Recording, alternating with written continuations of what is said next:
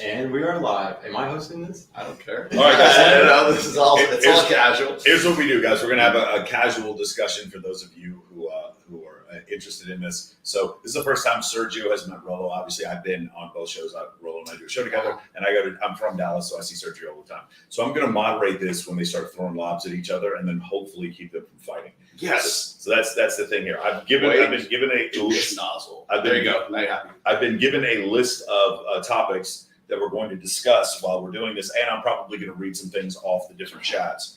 So we're going to go ahead and do this now. So the first thing that we want to talk about, actually, Sergio, this is what I want to know. Like, hey, can we make sure the audio is good? So if you guys in the chat, hit a 1 in the chat. Yeah, hit a 1 in the chat if you guys can hear us. Okay. So you're good. Here's the thing. Also, we can just like listen to it on here. Let me see if I can turn it on. Turn it up real quick. See if I can hear it. El Chris. So the thing is, yeah, it doesn't look like Audio I'm live is ass. Audio is ass. Oh, you can't hear us? Maybe it's coming from the camera mics or Echo. Oh, take off echo cancellation Oh, that's right. on mine. Yep. maybe it's coming from the camera mics. There we go. So yeah, we do have a little echo, I think. He's in. got it. Okay, you got it. Okay. All right, beautiful. So here's Oh no, it's wrong mics. It might, like he said, wrong mic. It might be camera mics. Go to the settings again. It should not be. It's, well, I would just check it really. yeah, quick. it's definitely not using the show Yeah, mic. it's defaulting to the microphone. Yeah. Wait.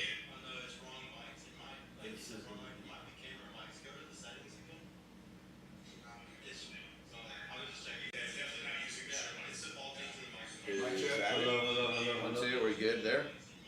Sometimes it just shows one pip even though it's How about that? All right, how about now? even worse actually. 1, 2, 1, 2. Hello. One second. Oh, yeah, we're getting this. It's the Zoom. Hold on. There we go. Try that. Might be the Zoom. Hello. That's not even touching it. Hey guys, I think they did it. Huh? Did that work? Hello.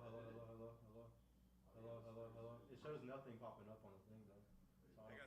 Yep, they did it. All right, guys, let's go. We're good. All right, guys, sorry about that. All right, you guys should be able to hear me fine. We're in the new studio now.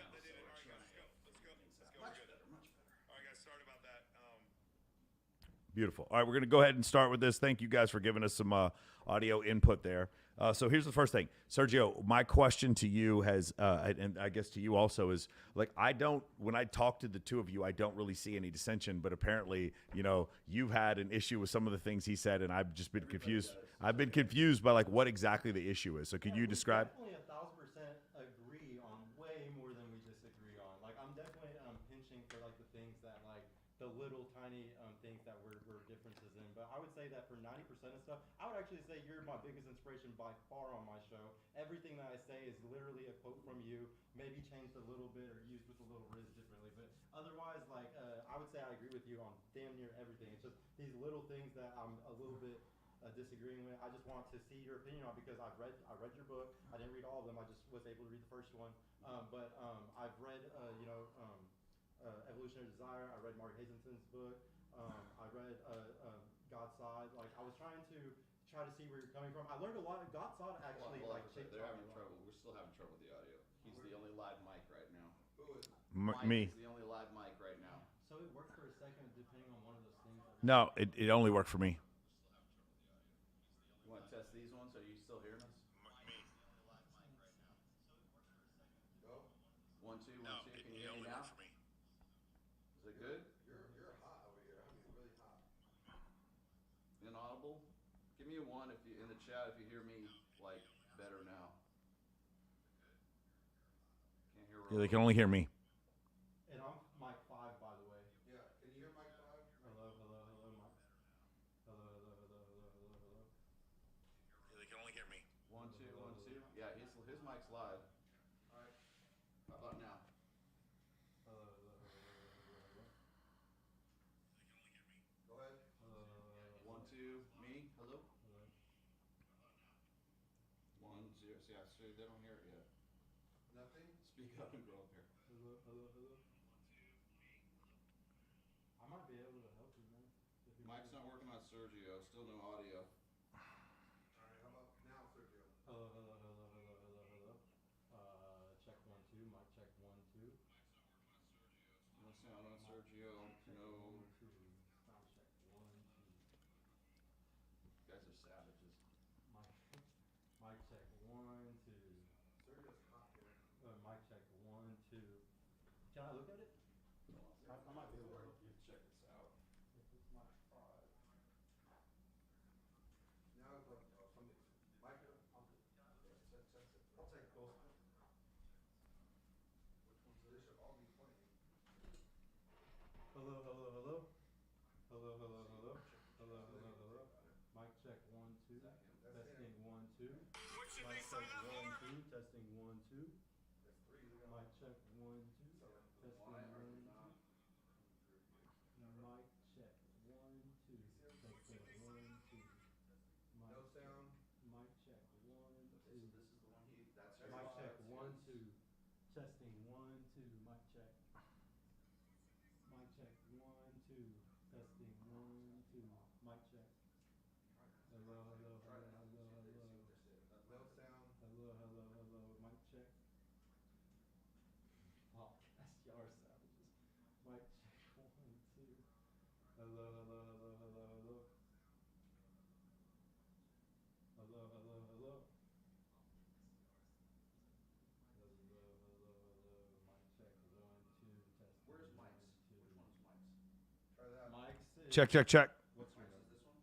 What So it number looks is like Mike? I'm number 2. Mike is number 2. Okay, so he's coming through. The other aren't. The other ones aren't. So let's see what they say in the chat right now. Is this? Check, check, check. Check it. Check it again, sir. So it Hello, looks like hello, I'm hello, number hello, 2. hello. Mic check 1, 2. Testing 1, 2. Mic check 1, 2. Testing 1, 2. Check, check, check. Hello, hello. So it looks like I'm number 2. You should. No, you guys do not have audio. Hello, hello, hello. All right. I might be able to. Yeah, the only guys, there's a solution here. There's only one solution, and we put the one mic in the middle, and we just talk into it. That. All right, let's just try to run with that. Let's just keep that Yeah, going. the only guys, there's a solution here. There's only one solution, and we put the one mic in the That's what I was middle, and trying we to just see. talk into it. The game is up. The cell, nothing. The mute is off. Everything should be running. Well, then we always check cables after this one. Yeah. Let me run the cables. Let me look at where But I mean, it's coming through. I want to. It's coming through the board. Oh, it is coming. Yeah, it's coming through the board. We have power here. So it should be there. It's Is just said this, it- then is it this has the to be one? turned. This is Mike's. This is his. This is Mike's. Mike's 2. Make sure solo button's not clicked because solo will make it put to just one mic. There's usually a button that says solo, and it'll make it just one mic. Try that. Maybe the scene. Is that the whole thing? Hello, hello, hello. Mic check 1, 2. Testing 1, 2.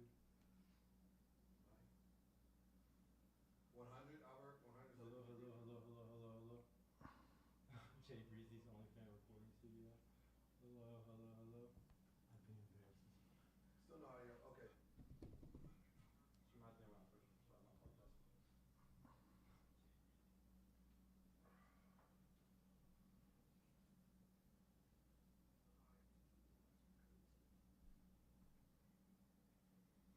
All right, cool. Can you just put the camera on me, and I'm going to talk to everybody while we wait for you guys to fix this up. Just share a mic. I don't know what the fuck's going on. There we go. All right, cool. Can you just put the camera on me, and I'm going to talk to everybody while we wait for you guys to fix this up. All right, we'll just share. Keep the a mic. mics. Just go and sit down. I'll work on it. All right. Figure it out. Just put the mic in the middle and then. All right, maybe this will work for us. Take turns, like.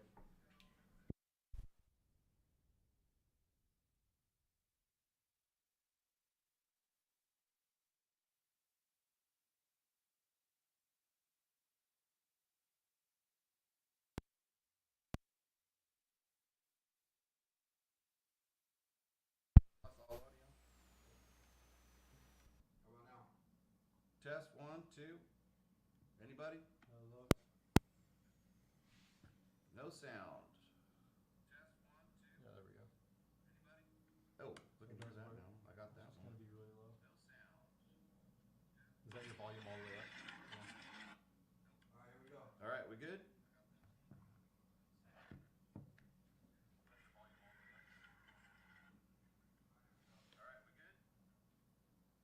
All right, this is not going to be great audio. Just Yeah. to be honest with you, Yeah, we'd yeah. actually be better off using the inboard The camera- microphone. Yeah. the camera mics are even better. Like just switching the settings until which one sounds the best might be the best thing to do. It's just they can hear now. Okay, but very low. I'm gonna turn up the mic on this thing too. No, it won't matter. They're just gonna hear me 3 times louder than them. It's directional. It's directional. That's why. Yeah. Okay. No, it won't matter. They're just gonna hear me 3 times So much is closer to that damn computer. What the fuck? Just pull that mic this way then. There we go. Better? Hello. No. It's always gonna shoot. Oh, you know what you could do? We could use that shotgun mic. Yeah, but then I gotta feed it through here. Oh. We're not gonna do that. Hey guys, this is good enough. It's good enough. Ready? Let's go. Ready, guys? We're gonna go ahead and start this thing up. Good Okay. enough. All right. Yeah, just turn it up. All right. If it's just unbearable, then let us know. We're just gonna talk loud. All right. We're gonna share one mic. You see the Yeah. mic right there in the middle because we're in an OnlyFans studio. Here we go. So go ahead, Sergio. What are the things Sorry, that you? yeah, right ahead. So here we go, guys.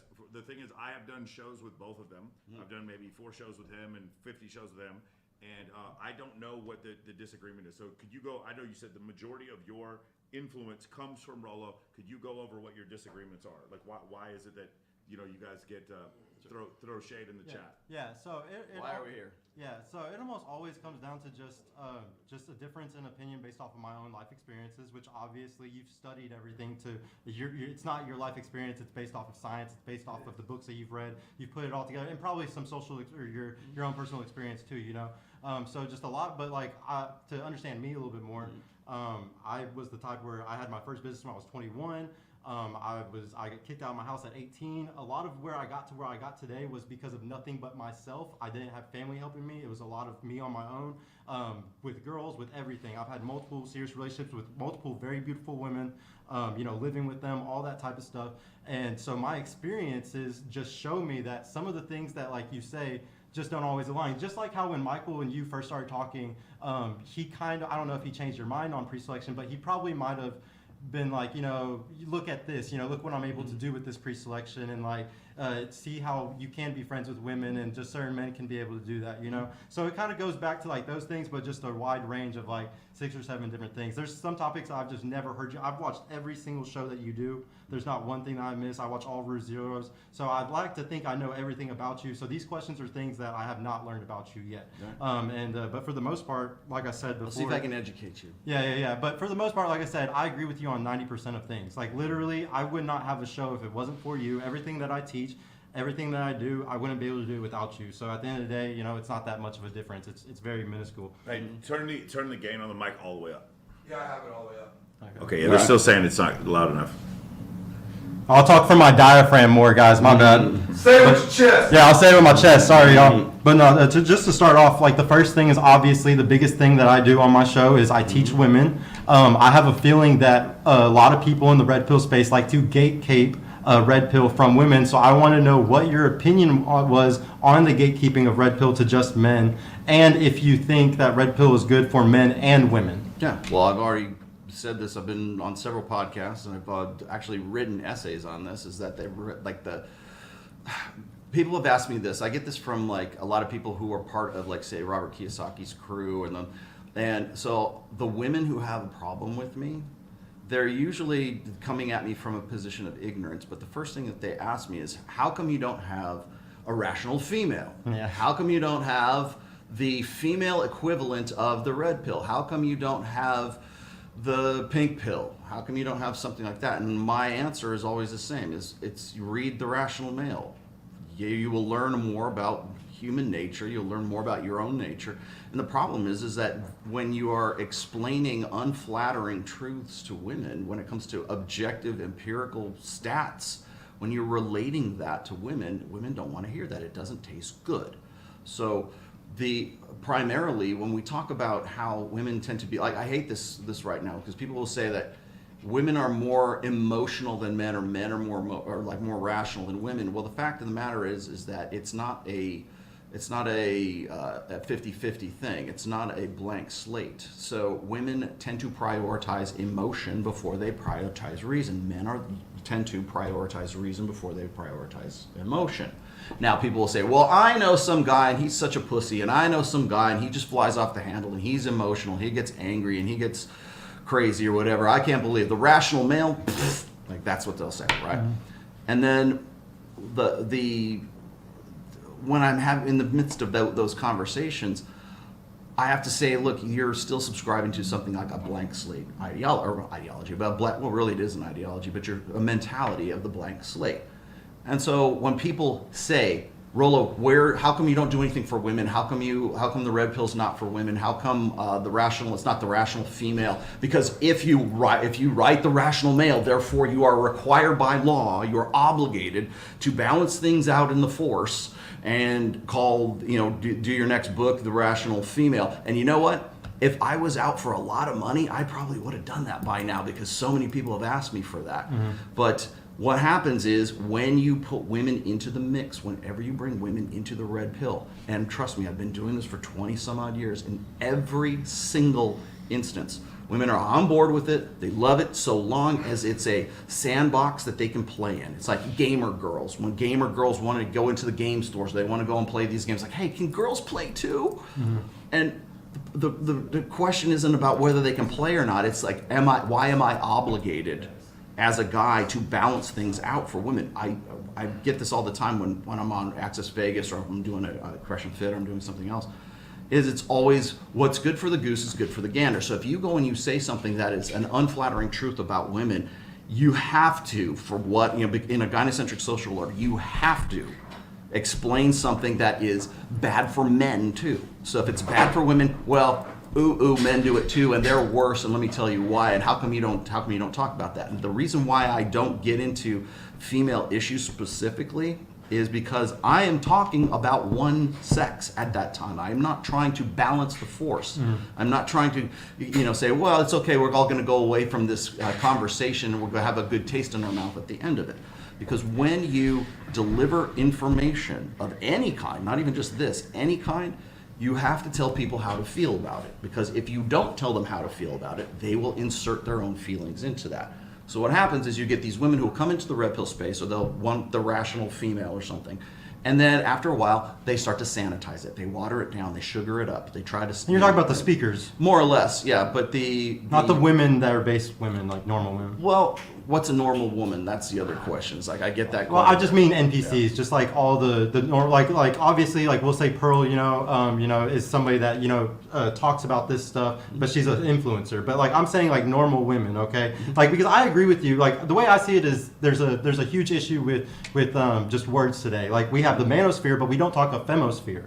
Where I think that there's a manosphere and a femosphere. I've actually used that term before. Oh, yeah. Well, I just don't hear it a lot though. And like, in the thing, like, I would say Pearl is a part of the femosphere. She has said multiple times Pearl on is our part show. of the hackosphere is what she is. Yeah, but the thing is, she's trying to give women advice now. So I say anybody that's trying to give men advice is in the manosphere. Anybody that's trying to give women advice is in the femosphere. But she's also entertainment, but you see, which Pearl is not just trying to give women advice. She's trying to pretend that she is an authority on things that she is in no way ever going to be an authority on, and is trying to really. I mean, hell, I just saw her twice on Pierce Morgan, and they list her as the female Andrew Tate. Who is she giving advice to? If that's how they're building. I don't see her as an authority. Like, I still see her though as an she says all the time, I'm an entertainer, and I believe that she is an entertainer. Like, that's full entertainment. But she started the women thing. She started the wifey thing, the wife school, and that's because she wants to help women.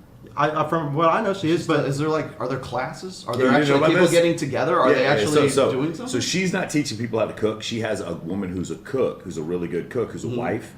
Teach the class on how to cook. Great. You see what I'm saying? Yeah, cool. So, but that's femosphere. It's called outsourcing, is what it is.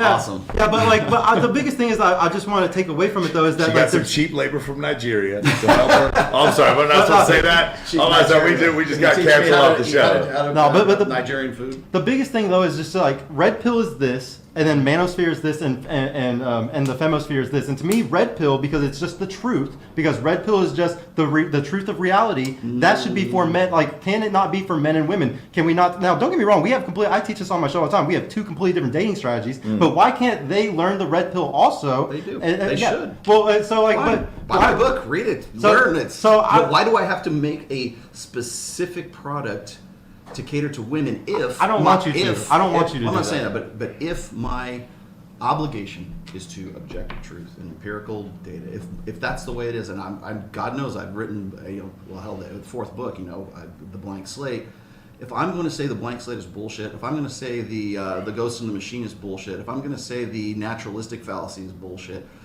and then I'm still expected to play along with people who subscribe to those mentalities by writing a book to cater to them, really, what does that make me? Does that make me a hack? Does that make me somebody who's pandering to their? I don't think you need to write a book. I think what you may be saying is that there is this different reality from a female's point of view, and he's saying there isn't. It's just one reality. Well, Does that make sense? Well, yeah, no, it is one reality, and what I'm saying is they can. But what I think is in red pill, the men can benefit a lot from red pill knowledge. The reason why we teach men red pill is because their life can get better. And all I'm simply saying is, if I teach women red pill, their life can get better too. Now we understand on a general basis they're more emotional, so they're not going to accept it. I understand my percentage of women that actually take it in is going to be very low. We're talking maybe 5 to 10%, but I don't care about those numbers. Just like how on Fresh and Fit, there's still a ton of incels. There's still a ton of losers, dorks that watch that fucking show. If they have 20,000 people watching, there might be 50 to 75% that are fucking losers, and only some of them are getting their life good, going to the gym, making money, doing all that type of shit. So I don't think I'm going to change every woman, just like how Fresh and Fit's not going to change every man.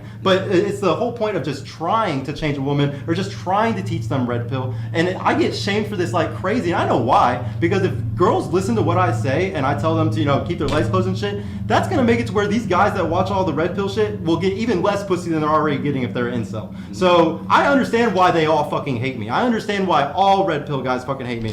And because if women learn these facts too, it fucks the game up. Just like how a guy learning game in red pill, he's able to take advantage of certain women if he feels like, if he so chose to use the tool belt like that. And the women, they're scared of women being able to do this. And like even a long time ago, you said like you're on your stream, you were like, I like what Sergio's doing. He's undervalued, or you said something along those terms. And it's just like, I want to know, like you go on a lot of shows, to like help the men, help men. Go on Fresh and Fit because that's going to help blow them up. Go on Saucecast, that's going to help blow them up and help men. Go on whatever, that's going to help blow them up and help men at the end of the day.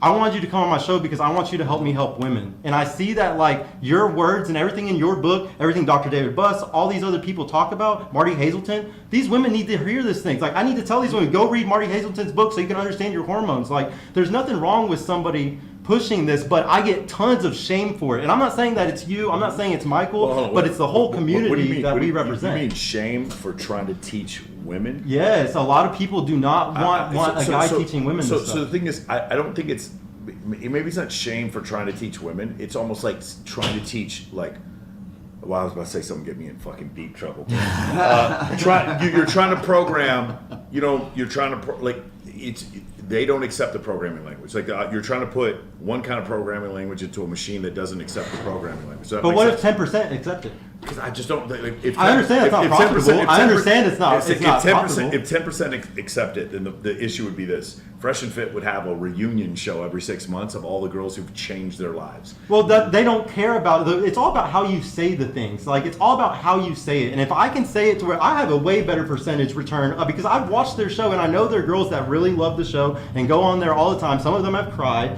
Fucking shout out to Zena. Like some girls have literally gone on that show and like been like, y'all really changed my life. Yeah, have another meltdown. That was some great content.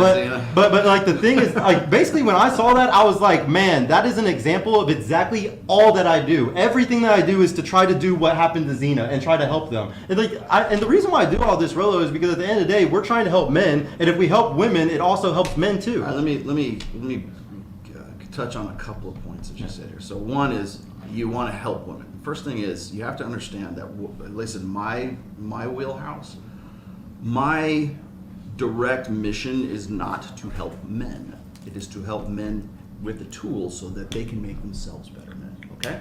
So what I do, and whenever I do this, and I know I get myself into a lot of trouble for saying this, but when I start the introductions of my books all the time, I'm not in the business of helping men become better men. I'm in the business of equipping men so that they can become better men or use those tools however they see fit. Okay? That's why people hate me so much, because I don't give them prescriptions. I don't give them 12 rules for life. I don't give them some easy to follow step-by-step guide to go from being a shit-stained 0 to an alpha Chad at a 10, right? I don't do that because that's disingenuous. So if anybody is selling you on some sort of template for a successful life, tell them to go fuck themselves. Yeah, That's and number one. I've heard you say this 100 times, So man. that's number one. Number two is this: is that in telling people objective facts and objective data, just by doing that, people think that because you're saying the things that you are, that you're trying to convince them to be something, to do something. You cannot go. I'm just doing this show right now. Everyone will say you're an influencer. You have a responsibility. You should be telling these guys the things that fit into my ideological, post office box here. Because if you're not, then you're part of the enemy. Now we go from being objective truth to being moralistic truth to being to ideological to being philosophical, and that's why every time I correct these sons of bitches when they say, "Well, the red pill philosophy is X, the red pill, ideology is this." These guys believe this, and every time I hear that on any show that I'm on, I stop them dead in their tracks. I go, "Let's just stop right now," because the only way that people who have a believer's mindset can interpret data is through the filter of their beliefs. So remember what I said about how you can't tell people just straight up raw data without telling them how to feel about that data. These are people who are going to say that you're telling me this raw data, you're giving me these facts, this empirical knowledge, because you want me to think in a certain way. You want me to behave in a certain way. You want to tell me, like, just by presenting that information, that is now an emotional appeal to them because they don't know how else to interpret it. So that's the way it works. Oh wow, that's There's kind of the way that there's a came. fresh one on that. Yeah. But no, so there's like the prescription, or like we always talk about like the. Well, but let me finish this thought Yeah, real yeah. quickly here. So you also said something else, and maybe this is what you're going to get to. When you're saying I want to help women, okay, what that is that's giving them a prescription. If it's based on the stuff that we've If been it's based talking, off the science, then it's that's on then that's prescription, fine. right? That's- Yeah. Well, no, it's not necessarily. No, it is a prescription. If I were to do the same thing and I were to say, okay, well, here's what happens in our ancestral past 100,000 years ago. This is why the machine hasn't changed. Yada yada yada. Just by saying that, it sounds like I'm giving a prescription.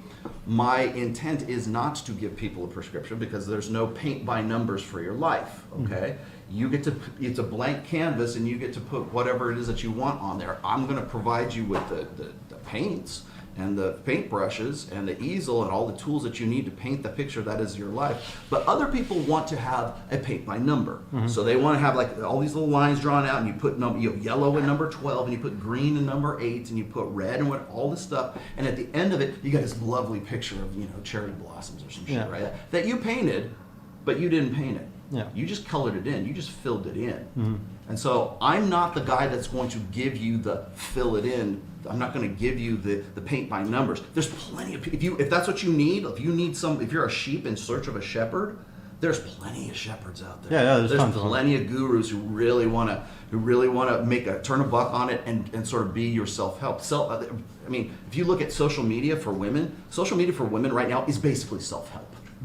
You want to know why it's the largest section in Barnes and Noble for, if you're going to buy a book in psychology, the largest section is self-help. It's because everybody wants to have somebody tell them or give them permission to do the shit that they already want to fucking do. Yeah. So that's number one. Now, number two is when you do that, let's just say you're going to take a completely objective approach to telling women, here's how women's nature actually is. That is fucking offensive. I went on Dr. Phil, and the one last parting shot that was Robin McGraw, his wife, had to say was, "I don't think anyone can know what women's real nature is. They're just this enigmatic mystery and how dare any man try to presume that he could ever understand the fantastic force of nature that is women's feminine mystique, and any guy that's telling you that is just full of shit because we're all special snowflakes and everybody's different, right?" So that right there, when I remember, they got to get that parting shot in there because they have to clean up the mess that I've created when I went on that show by saying, here's women's nature. Here's how it is. And you guys don't have any counter argument to that except for an emotional appeal after that. And that's what you will run into when you try to create sort of this the self-help program for women. Here's how you come and be a red pill woman, right? What you're going to run into eventually is you're going to speak some sort of unflattering truth about women's nature, And they will, initially they'll accept it, or they'll reject it out of hand, depending on like how resistant they happen to be to it. But the problem is, comes back to why I always tell guys never to talk about the red pill. If you have a woman that you're with, guys always say, well, should I tell her that I'm a red pill guy? No, you shouldn't, because women do not want to be told about the game that they're playing. They want to play the fucking game itself. Yeah, don't ruin because it. Because they're applying an emotional, they're prioritizing emotionalism before rationalism. So they want to know that you just get it. A guy who talks about this stuff, a guy who makes Excel spreadsheets about like why some chicks rejected him and some didn't, he's trying to use this deductive logic to get a girlfriend, that makes women want to punch them in the face. Because if they're saying, look, honey, I made this Excel spreadsheet of all these reasons why you should marry me, fuck me, breed with me, and have, live happily ever after with me, they will want to punch that guy in the face, because what you're trying to do is use logic to convince them to behave, to select them, and to say, well, your hypergamy is bullshit. I know you want to fuck the hot guy in the foam cannon party, but you because you have this hot arousal and feeling for him, but you don't for me, even though I would be in the long term the best bet for you. You will never win that argument, because you're trying to win an emotional argument. And this is the long and the short of all this. You're trying to win an emotional argument with empirical data with women. No, a good point, but I'm not interested in my girlfriend because she understands the red pill stuff. You understand? Like that's kind of the reason why it doesn't matter. Does that make sense? Oh no, I completely agree with you. Like I know all about the gamma male stuff. I've literally, like I told you, bro, I've listened to every one of your streams. Everything that you're saying, man. Sometimes you're just preaching to the choir. Like I know exactly what you're gonna say. And the thing is though, like let me go back to like the prescription thing. Is MOA a prescription? Do you have things in MOA that are considered? Hold on. Is it? Yes, it is. Okay, it is. It is. But it's not a red pill prescription. But there's advertently and there's inadvertently. You inadvertently are giving prescriptions to men because you push MOA. Okay, and because there is things in MOA that are prescriptions for guys. This is, if you do this, you're going to be successful in this. If you do that, the bottom line is we are all giving out prescriptions all the time because we are in a hierarchy. This is a free market economy, and what it truly shows is whoever has the best prescription wins the game. It's got to make the most money. Michael's killing it right now because he has some amazing prescriptions compared to all the other people in the fucking red pill sphere. Prescriptions work.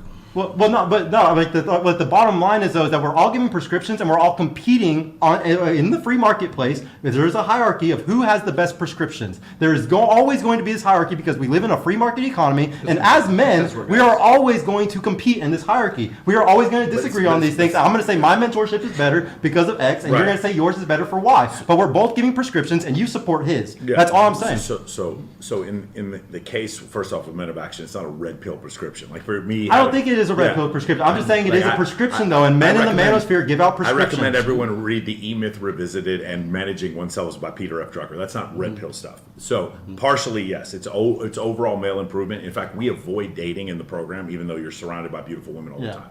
The thing though is what we do is, like what you said before, we try to base it in evolutionary psychology. So there's nothing that we say that would go against what Dr. Buster. It's the smartest thing by science standards, yes. Correct. But the thing, going back to your prescription thing, I'm also not as big as Zerka, Sneeko, Myron and Fresh, or even like Adam Sosnick, and they're not specifically doing, Myron obviously is doing a lot of prescription stuff, they are, but like they're not popular because of their prescriptions, they're popular because of the crazy stuff that they do online. Descriptions, especially but it's not even that, it's like the idea of the man and woman on a panel where there's more women than men, and then women are then held accountable.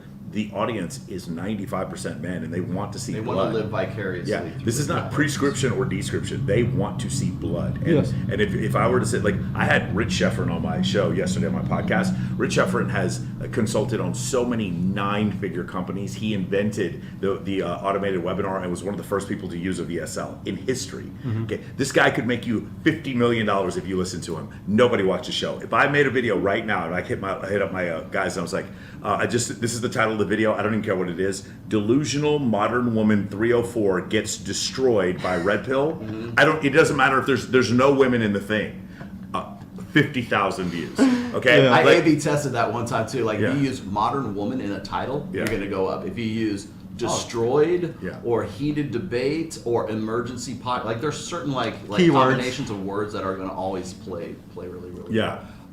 Well, No, are you just finished? I also want to bring up the gamma male thing really quick too. Go ahead, Michael. I thought you said chamomile for a second. You're saying gamma male. Yeah, gamma male. My bad. So like I love Voxversity. Like I know you know about Vox. Like I've heard you talk about Good it a friends lot. with, still am with Yeah, Vox Day. yeah. So like I really like his videos. And the thing is, you're completely correct. It is such a gamma male tendency to want to teach women these things or even say it. It's Yeah. huge gamma male. The difference is though, there's a way you say it. If you say things a certain way, you can say things with Riz. You could teach don't- because the thing is, bro. Actually, I know for a no, fact. they're not. I know for a fact you can say these things in a certain way that can make a woman be turned on by you because intelligence does turn on some women. Those are two different things. So like when we do Access Vegas, so it's an example of like, do you remember when Savannah Storm was sitting across from me and she goes, I am a sapiosexual. Do you remember this? Yes. Okay, so Savannah Storm. Or if they Right. drop in like astrology or Yes. tarot cards. So or something. Savannah Storm, who I'm good friends with, and this is the reason why I disagree with what you're saying. I do care about Savannah Storm as a friend. I know a lot of people don't think we can be platonic friends. We are.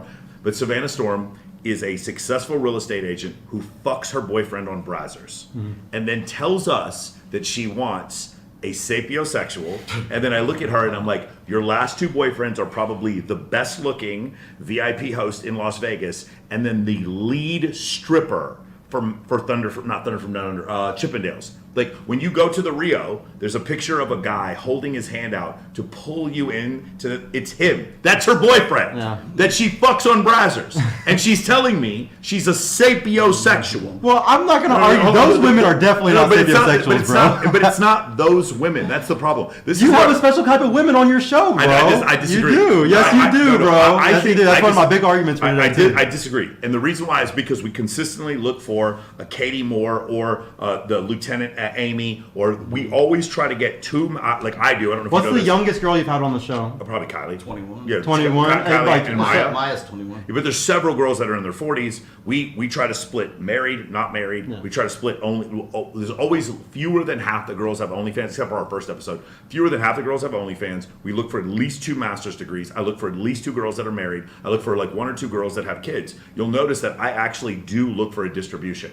The difference is, and this is the argument I keep getting, it's no, bro, it's those girls. I will say to an extent with what Myron and Fresh have to deal with because they have to do 3 shows a week and you have to repeat, and those girls are looking for clout for sure. A bunch of the girls that come on our show aren't even looking for clout. They have no idea about it. They're legitimately They friends want of to be mine. on our But show like- but because like- they saw some other Yeah, videos. because- So like you No, cannot it's- compare though. You cannot in good faith compare me recruiting women that are straight up normal women that Yeah. I don't pay, just literally mass DMing We don't tons pay of them. fucking We do the women. same thing. I know, but Yeah. what I'm saying is you are a strip club manager, bro. You're very good friends with a lot of women Mm-hmm. that most guys would have never had the opportunity with because of your job. So because of that and the women that you're able to bring on, Mm-hmm. those are not normal women. And I get that. I hate this about Fresh and Fit what's too, normal? because here's the thing. I've even heard you say this multiple times where you're like where you'll bring up, oh, they've had on 1,000 blah blah blah amount of girls and they're all this. The thing is, my girlfriend and every girl I've ever even dated, and a lot of the women that I know would never even go to Miami on a trip. So the fact that they're like, oh, but there's all these women from all these other states, the type of women that live in Miami, the type of women that go to Miami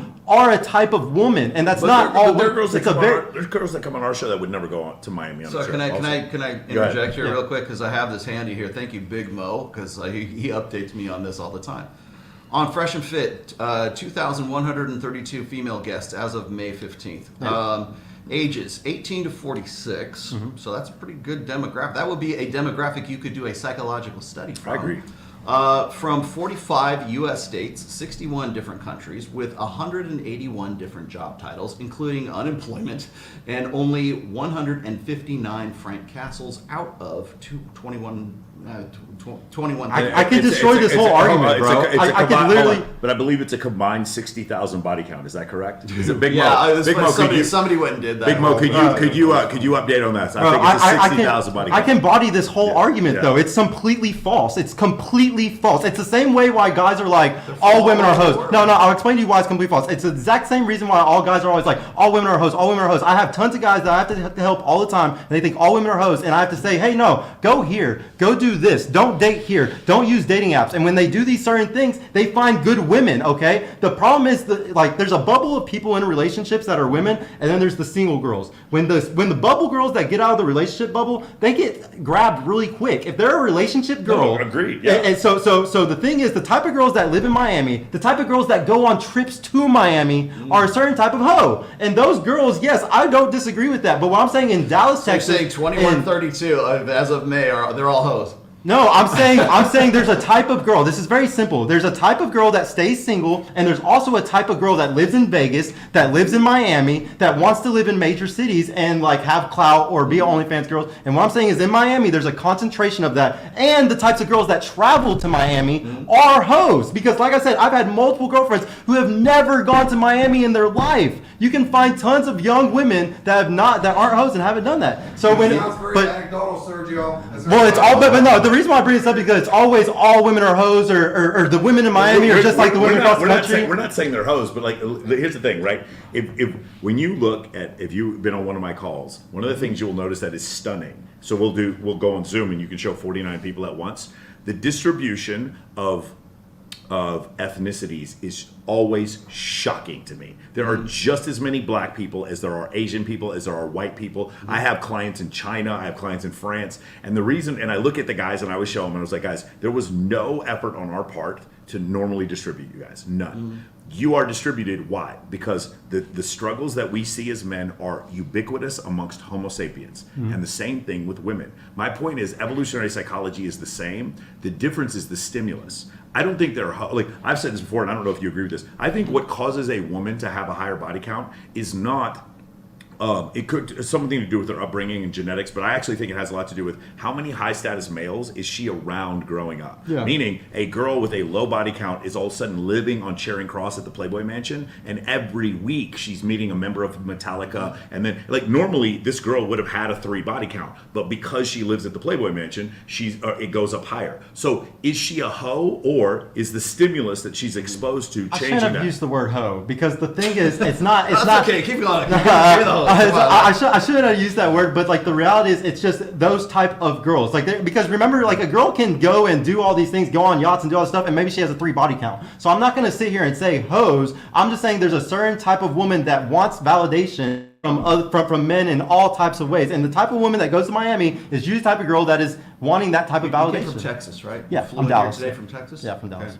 On your way out of the TSA in Texas, and you were going from TSA to the gate, did you look around you and see the people who are walking by you in the airport? Yeah. I do the same thing. In fact, when you leave, when you go through Vegas and you get through TSA, just put your phone away and walk from TSA to whatever gate you happen to be at, and people watch. That's normal. Those are normal people. The normal woman right now is 5'8", 5'7", and 180 pounds. Yeah. She is a beach ball. Okay. So keep that in mind. I also have to put myself, in fact, it was the first thing that I said when we started working together. Like I think it was after the first time we went to Zook, or maybe a second time.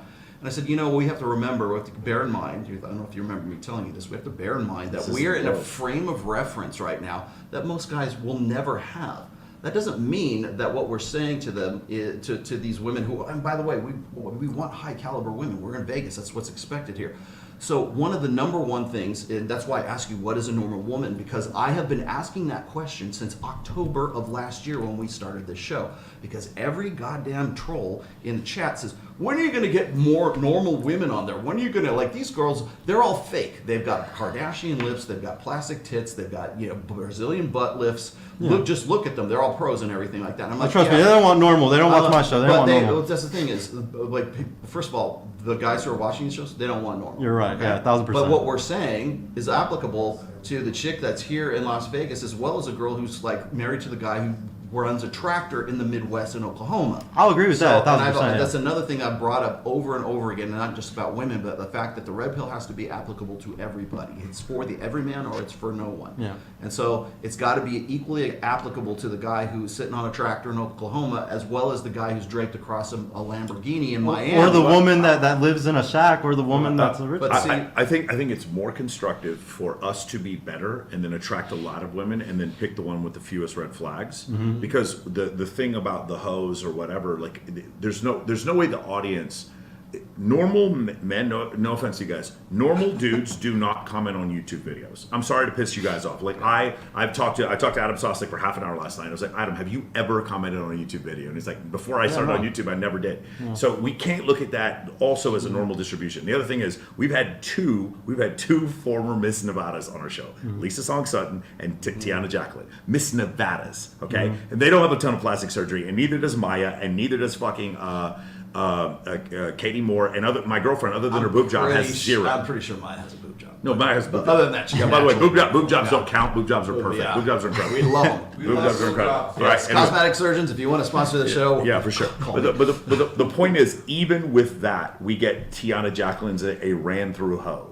Does that make sense? Yeah. Lisa Song Sutton, why doesn't she shut up? Well, she makes like fucking 8 figures a year flipping real estate, and she was Miss Nevada, and she's a practicing attorney, and that is still not good enough for you. So it's like the problem is There's no way to win. there's no way to win this. You so can't like satisfy it's like debating flat earthers. There's no way to win. Their audience is still going to tell you that you lost. Oh yeah, and like just to kind of define what I was saying, like what I'm saying by normal is like a girl that hasn't been ruined yet. Like what I like to say is that it takes to it. Like when I coach guys and stuff like that, when I give out my prescriptions, I don't like them going over a certain age on women because those women are usually devoted to their job. Had too much sex. There's usually some type of trauma that comes along with her age. Because I've always had young women, and I've found this really big pattern where it's like, oh, if they're always within this age bracket, I get to mold them, and they're not already molded. So like I'm just saying, like normal is more the girls that just haven't been ruined yet. Like and I'm saying that we can find those girls. Every guy has the opportunity to get one of those after their first or second relationship out of high school, whenever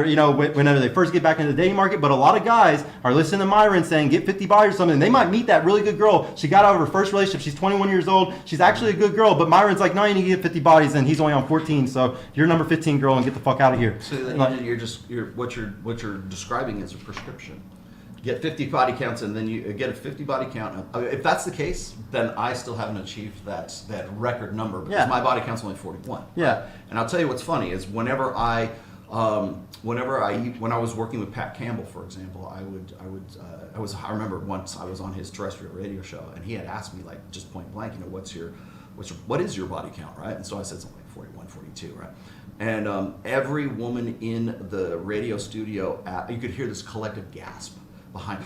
Like they thought I was a man whore because I had a 40 plus body count, right?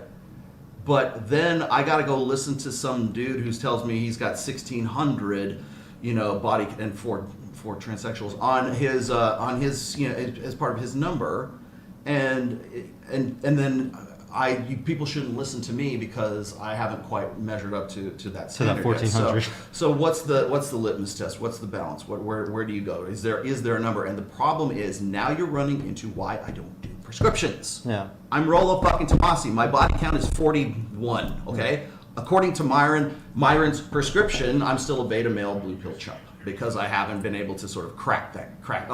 Unless you're going to count blowjobs, because apparently the CDC says if you get oral sex, that ups your number. I wasn't trying to bring Myron up. I know that's a joke, but here's the thing: is like if I say, okay, well, having penetrative sex with women, that's going to be one number. If I'm getting a Hummer, well, gosh, I spent a lot of time in Hollywood, my rock star 20, so maybe I got to reassess that, right? But the very fact that that's even funny, or I have to reassess that, shows you just how subjective and relative people's prescriptions are. So if you're going to be a Myron Gaines man, then maybe you have to at least get 50 body count before you can really have an objective relative understanding of the quality of a woman. I've said this, and it's in my first book, is spin plates, date non-exclusively, and if you have a rotation of 3 or 4 women, most guys are never going to be able to do that, or they wouldn't even consider it because it's just something that goes against their convictions. Or it's not going to be all at the same time. It's going to be falling off. And it's you also hear people who say, well, you got to spam approaches. It's just like numbers, right? They'll make machines on Tinder so that it'll actually literally a finger will swipe through them because it's just this mass production of trying to get hits from women. And I'm saying, I've said this. I put this in my 5th book. I was just talking about it on one of the class videos that I was doing yesterday. It's not about numbers. It's about persistence. It's about learning from your experiences from making those approaches. So I've always said, if you're going to make approaches at all, do 1 per week with one single woman, because most guys at the end of a year you've got 52 approaches.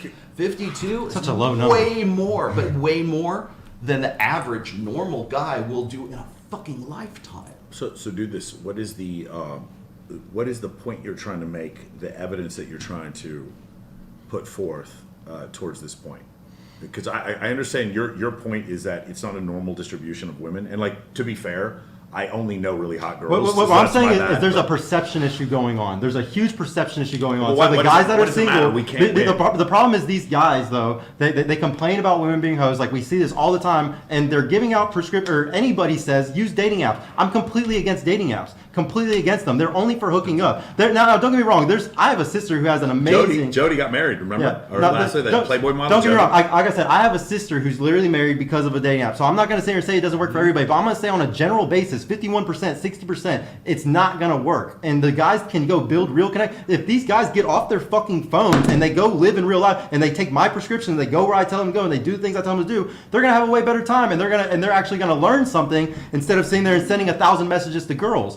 There's nothing good about sticking to technology on something that is all natural and all real. And that, like, my whole point is that if these guys go into real life and get off the dating apps and stop going to clubs, they will stop running into this perception of hoes and there are these perception of these women that need all this validation. If you go to certain places, you can find young women that don't want that validation yet. What are those places? I don't give it out for free. I'm about to have a test. Wait, hold on, Chat. You just scared me. I can't go to clubs no more. What are you talking No, about? well, I'm so excited. Bible study. I want to see. I want to see dead mouth. Clubs. No. It's none of those, and that's why I love College my campus. No, it's none of those. But Workplace, like, it's really the sad beach. because and if, y'all can all think about it. Last time they put it in chat on Valuetainment because somebody started thinking about it and really figured it out. But if you think about it long enough, because the thing is, all these girls, I've talked to you about this. There's a fuck girl tier list, and at the top of the fuck girl tier list is Michael's friends. No, just kidding. But like the OnlyFans girls are at the very top of a fuck girl tier list. It's an S tier. These girls are such fuck girls. You do not want to fuck. If you're a normal guy with 5 body count, this girl is gonna finesse the fuck out of you. She knows so much about soul. She has so much. Have a conversation with. Yeah. But say he did message her and she wanted $1,000. Like she can get it out of him because she's had so much social experience. Makes her like a sugar baby. No. Well, I'm just explaining really quick. It all goes back to validation. Okay, when I talk about this tier list. So these girls at the very top of this tier I list. think it's more about transaction, but. Yeah, but whenever you're a girl with 100,000 followers, or you're making so much money, you're getting so many DMs, no guy can replace that level of validation. There's not a guy in the world that can give you that amount of. There's energy. a way. There's a way. There's a way. The way is through massive pre-selection. Like it is. Oh yeah, through massive. Yeah, if you were the guy that 100 other women wanted, fucking for sure. But, I mean, yeah. it doesn't even have to be wanted. It's like because my guys in my program, they have the guest list to every big party in the city. They get the validation. Does that make sense? Yeah, but see, my clients last night just took 2 Playboy models to EBC because I knew the girls. I hooked them up with my clients, and then they went in there. There was no money transacted. But the problem is we can there is a way for us to be the bigger, better deal. Now, for a lot of guys, they're like, well, I don't want to do that. No, for me, I'm like Caleb from the Old Testament, from Abraham. Mm-hmm. He's like, I want the big grapes. Mm-hmm. I'm ambitious. What you're saying is correct, but I actually still want to date insanely hot women. And I hugely disagree with what you chase. I don't like girls that have anything done. I like all natural. I push all natural in everything in my life. Okay. At some point, those implants were made by something on Earth. Am I wrong? Well, plastic comes from somewhere. Yeah, it does. I love it when I get this one too, because people go, "I don't like plastic tits. That's a red no, flag. She's out of here." But here's the thing: is most guys, if you're born in Gen X, if you're born in the last 2 generations, you probably don't even know what a natural breast looks like, unless you see some sort of National Geographic, study of women in the tropics of Africa or something like that. Those women women don't even know what red, it looks like. But those women, those women are red flags. I don't care what anybody says. I would never date a girl like that ever. A girl over 25, having tit jobs, likes validation, has an Instagram with 10, 20,000 followers. Bro, do you want us to set you dude, up? No, for real. I think that those girls who need that level of validation, or they have all that attention coming in, those are the last girls you want to be with. Why would you want to be in a relationship with a girl that wants attention from other people? No offense, Sergio, but the idea you wouldn't be in a relationship with Maya or fucking is really dead ass, bro. I have literally turned Michael. I have turned down so many girls. Masha did Masha didn't want to go out with him, but he'd be like, no, Michael, I'm not going to do that because I have standards. Michael, would I fuck a hoe? Would I fuck a hoe? Yes. Would I be in a relationship with one or even try to date her? Fuck no. I think you might have some difficulty. No, the thing is, I would never want to be in a relationship. The thing is, okay, so just so we're clear, Kylie only has a boob job because she had breast cancer. Kylie was 20 when I met her, and she's been with very few people. And so that's why I'm with her. But you're a high status guy who was able to use pre-selection to prove or to pick the absolute best she one. hates my pre-selection. But like She most, hates that I'm with but other most people. guys can't do that. They're just Yeah. gonna simp for that type of girl, and then they get fucked over. Okay, that like now if you're that guy or if you're that guy, totally go for those girls. Okay, I got tons of guys, tons of friends in my city Yeah. who are those guys that wear all Versace, all the money stuff, and they love being with the girl with the big lips and the big tits and the big ass, and they love that, and that's fine. Just the tits. The rest Yeah. of it, I don't need. Well, to do everything. I know you're just not boob involved. jobs. But Yes. like I see that dynamic, and it's like, you know what, y'all can go do that. That's cute. That's y'all's relationship. I would never fucking want that though, ever. And I don't want any guy to ever end up with one of those girls because they're fucking horrible. Now you might have like a good one, and you can pick out a good one because you can use pre-selection to pick between 100 different girls. But most of these guys who simp for these fucking girls with these OnlyFans or these Instagram accounts and shit, Did you they're realize fucking that losers. the average guy doesn't actually vet for a woman? He tends to just get with the girl that happens to be the right first place. one Well, that's sex. why I teach pre-selection too, Michael. Yeah. That's why I also teach And you pre-selection, but realize I that- teach it through a you whole different realize way that than you do. Because of that, that's why we see what the divorce rate is right now. That's why we see men making very bad decisions because they don't vet, because they don't have any. Or they're choosing have over any- 25 OnlyFans or Instagram models. they're Like, it's not going to work. Trust me. That again, let's do the experiment. Walking from TSA to your gate. Tell me how many of those women. Like count on your hand. Maybe make a mental note. Right. How many women do you think going from TSA to your gate? How many of them could possibly make money on OnlyFans? I don't know. Okay, so because your normal woman looks like those chicks that you're gonna pass. Yeah, she could Overweight, definitely make they're- money, too. 75% of the population is overweight. 40% of women are morbidly obese. Mm-hmm. Okay, in the United States, anyways. I probably worse in I don't know, London, but the point of this is that when you come up with saying, well, I only want normal girls, I have more respect for myself. Natural than normal. over- Yeah, natural women. The natural women you're talking about are the girls you're going to see from TSA going to your gate, right? You don't want to get with a single one of those girls. I guarantee it. Okay. So, and how old are you? I'm 32. 32. Okay, so you're 32 years old. So you're kind of like getting into like you're looking at the long term. Do you have a girlfriend? You have Yeah, a long term. I've been with her for 3 years. Yeah. Okay. Does she live with you? Yeah. Okay. So there is that.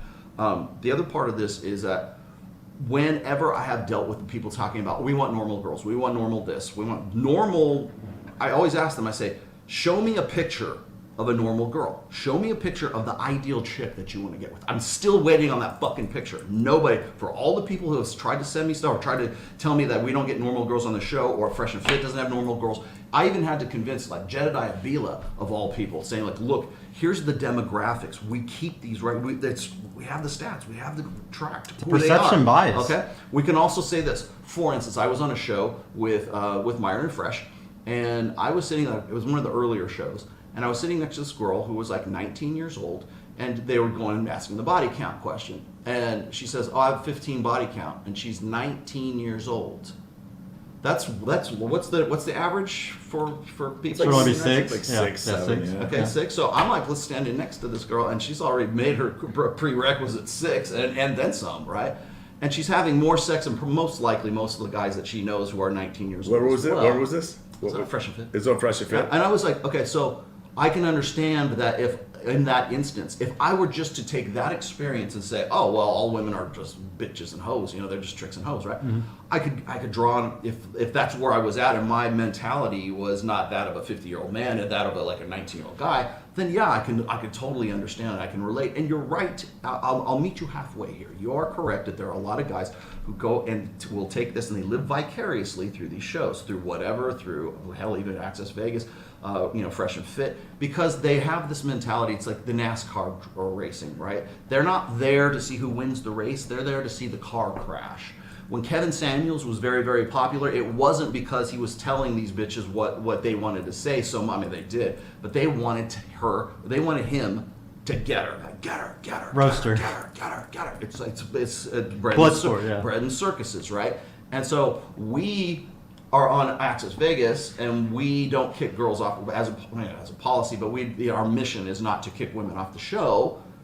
But when we actually have that conversation and we're trying to win the race instead of create a car crash on the show, people say we go soft on them. They think that we are the ones that are soft. So yes, in a way, you're correct about the fact that there's certainly a demographic of guys who watch this and have that perception. Again, if we're going to use them as an isolated sort of, this is a subgroup of like the normal guys. Do normal guys do that?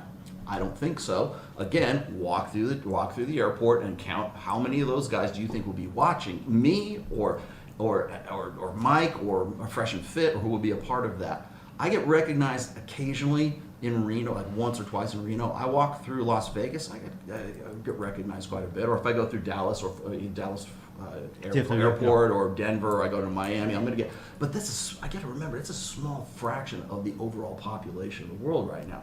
So bear that in mind when you're making these assessments. The other thing is that when you get to a point of being in this space for as long as like I've been married for today, as a matter of fact, 27 years. Okay, so when I go and I start talking about things, people think I'm anti-marriage because I have been married for as long as I have. And how can he possibly say this? Don't listen to anything Rollo says. He's married. And then I've got the people on TradCon side who said, well, Rollo's red pill and he tells you to avoid marriage and get a vasectomy and do all this other bullshit, right? So therefore, I don't win on either side because I'm right in the middle. I'm the one who's talking objective truth. So I would say, look, it seems the way we do marriage right now, and me being in a successful marriage for 27 years with a woman that I very much love and still have great sex with, right? After all of that, I'm still saying marriage, the way we do it now, is a bad idea for guys because it's a downside risk for guys. I agree with you on that. Before you might say, I'm in love with her, I'm going to get married, I want to have babies, okay, that's fine. Or my religion says I'm supposed to do this, okay, good. But just go in with both your fucking eyes open. That's what I'm trying to say. Yeah. I'm not trying to tell you what to do. In fact, that's my whole point is I'm not trying to tell guys what to do. I'm just saying, like, here's the information. Use this as actionable information and make educated decisions for yourself. Now, is that what's happening on Fresh and Fit? Is that what's happening on whatever? Is that what's happening on these other? No, those are entertainment fucking programs. Are they relating some of this, even Adam Sosnick, are they relating red pill facts and figures and things like that? Yes, but they're also saying, well, can you believe what happened to Kiki Palmer today? Can you believe what happened with, they want Margot Robbie to be Barbie?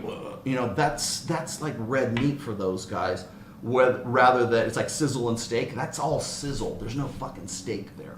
So the problem that I see right now with most of quote unquote your red pill influencers is that it's all sizzle and no fucking steak. They know how to provoke. They know the questions to ask. They know the topics to hit on. They want to hit like you want to know why Pearl is the female Andrew Tate? It's because she quotes stats that we come up with all the fucking time and misquotes them, and then you get like somebody like Piers Morgan brings on some rabid feminist to call her on a point that she is unable to defend. She has no idea how to do that because she's not about it. She's an entertainer. She's not red pill. Yeah. So when we're talking about the overall, the difference between, say, red pill theory and game as a practice, those are two different things. And the problem is that people try to take red pill theory or they try to take the empirical side of red pill and turn it into a fucking game show. They try to make it Maury Povich. They try to take the most aggravating parts of that. And by the way, there are some very positive aspects and very flattering aspects of female nature. This great book I'm reading right now is called Positive Evolutionary Psychology, and I'll put the Amazon link in there.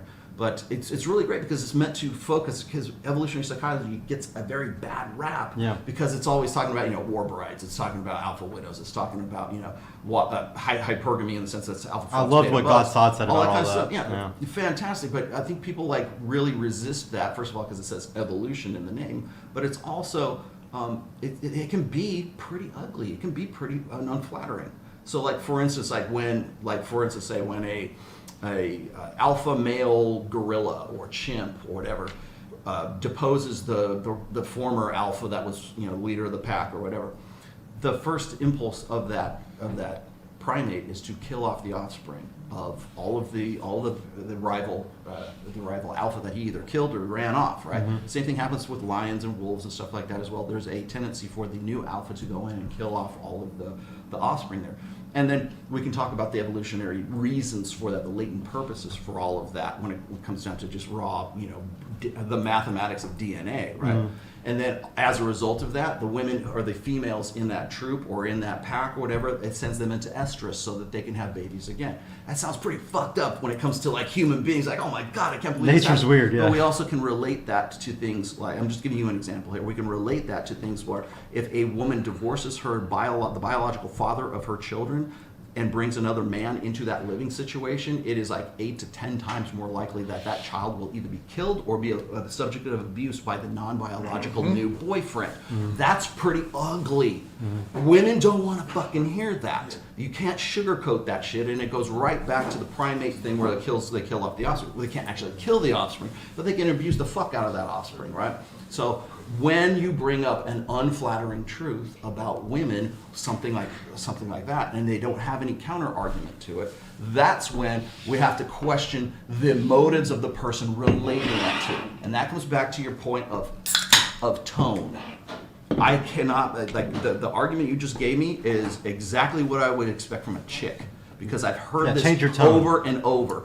I don't think it's tone, bro. Have you ever heard me yell on my show? It's not tone. No, it's not but tone. the thing is, like, you could say it in a different way. You can Yeah, make but it more say it in- palatable. You can riz it, bro. Well, I'm telling you, you can talk it with let's riz. go back to the beginning. But you can't riz it. You That's can't. the You problem. can't. The I'm telling you, you can. point is, no one is. Remember, like, I'm trying to think of the best way to say this. Maybe if you're hearing this, don't listen to me. Close your A lot of the girls in the first, especially the first part of the show, I was seeing off camera. Okay, I know their lives intimately. And no one was nicer and more political about this shit than me. I was getting made fun of all the time. But in exchange for that, we knew truths about these girls that Myron and Fresh don't know about those girls. Like, girls will say body count, and I actually know, all of your For a boyfriends. fact, yes. I know who you were dating. So for me, it was a little bit more scientific when we would have these discussions. And even with that, they don't change behavior. They can't. You're telling a vampire to, hey, listen, the problems with I drinking agree. blood. I agree. It's There's- just- they want to play the game and not be told that they are playing a game. It Yes. goes back to, it's the observer effect, which is observing a process changes the process. If I go, and like you said, if I go on and say, okay, ladies, here's the red pill. I'm writing a book or whatever it is. Here's the ladies' red pill kind of thing. The very act that I'm handing them the book is observing the process. And there's two things before, because the thing we say, people say in red pill, you can't teach the deer how to catch the deer. You can't ask the deer how to catch the deer. But you're not even trying to do that. You're trying to legitimately help them. And there's only one thing I say to women to help them. That's it. If a man wants to marry you, he asks you to marry him. If a man wants to have sex with, if a man is not having sex with you, it's because he doesn't want to have sex with you. We're very simple, right? If you just pay attention to a man's actions, that's it. If he has a daughter, if I had a daughter and I was like talking to my daughter and my daughter was like, well, he says we're going to get married, but it's been like 2 years. I'd be like, then take all the words out and then tell me what happened. It's like, we've been going out 2 years and he hasn't asked me to marry him. Got it. That's the truth. That's the only thing you can really tell women with men, because her physical attractiveness, a dating coach for a woman is called a personal trainer. Sorry, I know that's really sexist. No, it's the truth. That's the truth. That's the truth. But like, when you see the women on my show that are attractive, they're not attractive because they understand evolutionary psychology. Just like the men who I've seen, the reason why I got really good with women was not because I followed pickup artists. It was because I lived in Atlanta in 2007 and watched these male whores, these fucking, oh my God, dude, these dudes that were club promoters. And they was just like tearing through women, and I was like, okay, what are they doing versus what are the pickup artists saying? And I watched, and that's where I got the female friend thing. It was completely from watching club promoters and guys who manage strip clubs. Getting this coalition, it's almost like George Bush invading Iraq, getting the coalition of the willing, getting a coalition of women on my side everywhere I went. I learned that from club promoters, right?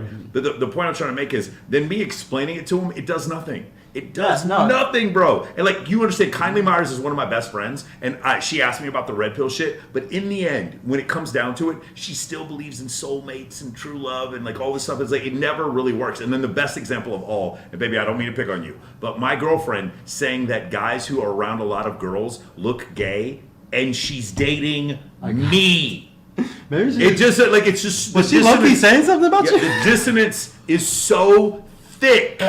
It's so ridiculous. The medium is the message, is what it is. So, like, again, getting back to the tone thing, I have women tell me this all the time. This would be this is great information And more women would really accept this and read this and acknowledge this and internalize this if you changed your tone, if you didn't present it in such a way. In fact, I even had way back when Chris Williamson had his like 500 subscriber party or his Q&A, somebody was asking if he was going to have me on the show. And the first thing he says was, well, I really would like to get Rollo on, blah, blah, blah. But I don't know, his demeanor and his delivery, it sounds like he's so gleeful about this stuff. And it's like this tone. It's like, it's not the fucking tone. It is the actual information that I am relating. I could go and say the same thing that I say every Sunday at 1 p.m. Pacific, 4 p.m. Eastern. I could say exactly the same thing in a monotone voice like this all the time. And all I'm saying is, I could just be straight blank face the whole thing. And people would still hate it. Let me give because you it's the information. But what if I say what you say in a whole different way, man? I'm talking everything that you say, but I try to speak. Man, I can't because the girls aren't here. But if I was on a show with girls, I could literally, like, y'all could see, if y'all wanted to see me working out, y'all could see it. And whenever I'm talking to women and I talk like this and I'm aggressive, they're not used to this. There's a lot of women that completely detach from me because they cannot stand a guy talking like this. So here's the thing. I'm not gonna snitch on them, but I am gonna kind of tell, like,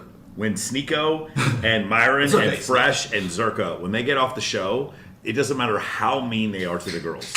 Bro, we go to eat sushi afterwards, and I see women. So Myron, I'm not telling on it, but I see women so attracted to Myron afterwards. Yeah, they are so. And you've seen it too. That's what I'm agreeing with. You see the ones that are. I got one story, but I'm not going to. No, I'm not saying Myron does. I'm not saying Myron does or doesn't do anything with him. I'm telling you, I have seen women. Myron has been like just dog cuss them, and afterwards they are following Myron around like a puppy dog. And that's all I'm saying is that you talk mean and they like it. Yeah. But like I've seen Fresh before, like literally just dog on a girl, and then afterwards the girl is just following him out of there. And then Zerka, holy shit, he'll call them the fucking whores, bro. They're whores. All of you are. Have you seen the video? Have you seen the video? Situation from Jersey Shore. Have you seen the video where he's like, he goes, you know what? I understand what you're saying. I'll hook up with you later. I'll fuck you later. And then have you seen the video? And then he fucks her, and she's in the bed with him, like bro. It's in the same video. He like that night he fucks her. It was so and it's like funny. it's like so crazy. So here's the thing, right? Those guys, they're way more vile than me, right? And they get the girls. I'm gonna tell you right now, I remember watching it, I was like, afterwards, Myron was just like on this one chick the whole time, and afterwards I saw that girl, and I was 100% sure. Now Myron didn't, but if he had wanted to, that girl would have gone home with him. 1,000%. Right? And that's all I'm trying to prove right now is that there is like red pill does. It is attractive to women sometimes. I'm not saying it's always a gamma. So it is gamma when most men say it. They're saying it from a gamma perspective. But when some guys say it, like a guy with a lot of experience with women, or he's really good at talking, it's a completely different game. Like you can literally teach the women that because they respect you. It's all about respect. If they respect the guy, and I do a lot of tactics, manipulation tactics on my show to make it to where they really like me. I call them beautiful multiple times, even if they're fat and ugly bitches. At the very beginning of the show, I'll say, I got beautiful panel of ladies, blah, blah. I sit there and talk them up. There is a way to do that, but I do that for the guys. I don't care about it. You remember that large African American woman, very large, saying, I am a 10. Yeah. I know I'm a 10 because I'm on IMDb. And I was like, and I looked at her and I was like, we can't do that. I can't go up to Luca and be like, I'm a millionaire. I'm playing small forward for the Mavs tonight. Yes. They would kick me out. I can't just say I'm a 10. I feel like my body fat percentage is 12. Yeah, it's just like do you see this energy that I have? I have a good vibe, so I'm going to play goalie for the Stars tonight. Like, it doesn't work like that for us. And so that's what I said to her. Instead of saying what I really wanted to say, which is, you are not attractive. You're fat. You're not attracted to your own demographic. You're not attracted to my demographic. You're not attracted to other women who are lesbians. You're just not physically attractive. No one is going to find you attractive.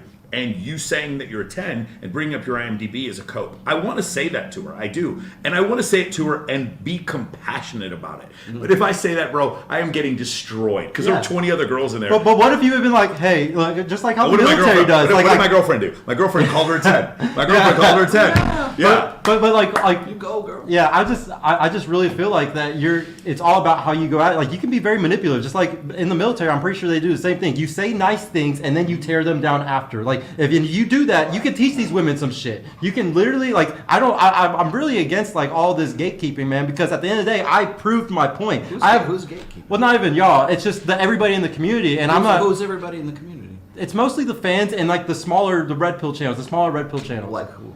Definitely Fresh and Fit, like all their I fans wouldn't gatekeep say it. they're one of the bigger channels, but But no, so like if I just if I'm looking at like I like some of like the black guys in the manosphere, like a lot of them, they don't want women to learn the game. Such as? Like I like Mr. Lucario and like who's the guy that like he's always talking to, but they're very much about like don't tell women the game at all. Like never tell women the play game. the game, don't tell them about Yeah, the yeah, game. and It's like- women don't want the truth. They don't. Well, they want the. They say they want the truth, but they don't want full disclosure, right? Yeah. They don't want to be told that they would rather play the game with you than be told that they are playing a game with you, because that shows them that you just get it. That you, the guy, was it a Sterling Cooper? I always use this quote. I hate to do that again, but.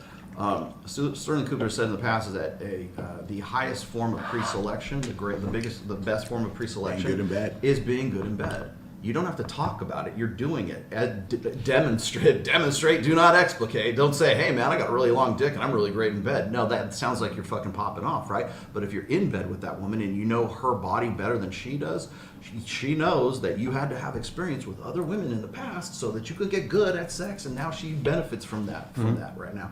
That's a very high form of, well, DHV, but also like pre-selection, meaning that women have rewarded this guy with sex often enough that he's really good in bed, right? So those getting to that point, the problem is you can't explain that. Say, I'm Sterling Cooper, male porn star. Oh, I'm really good in bed and I've got a big dick. Oh, would you like to? No man has ever reasoned. Could you see Sterling say that shit? What he did. You know, Sterling going, Yeah, "Hi, I so- have a big dick." Hello, mate. Hello, mate. Hey, I got a big schlong. Yes, we got to get him back here.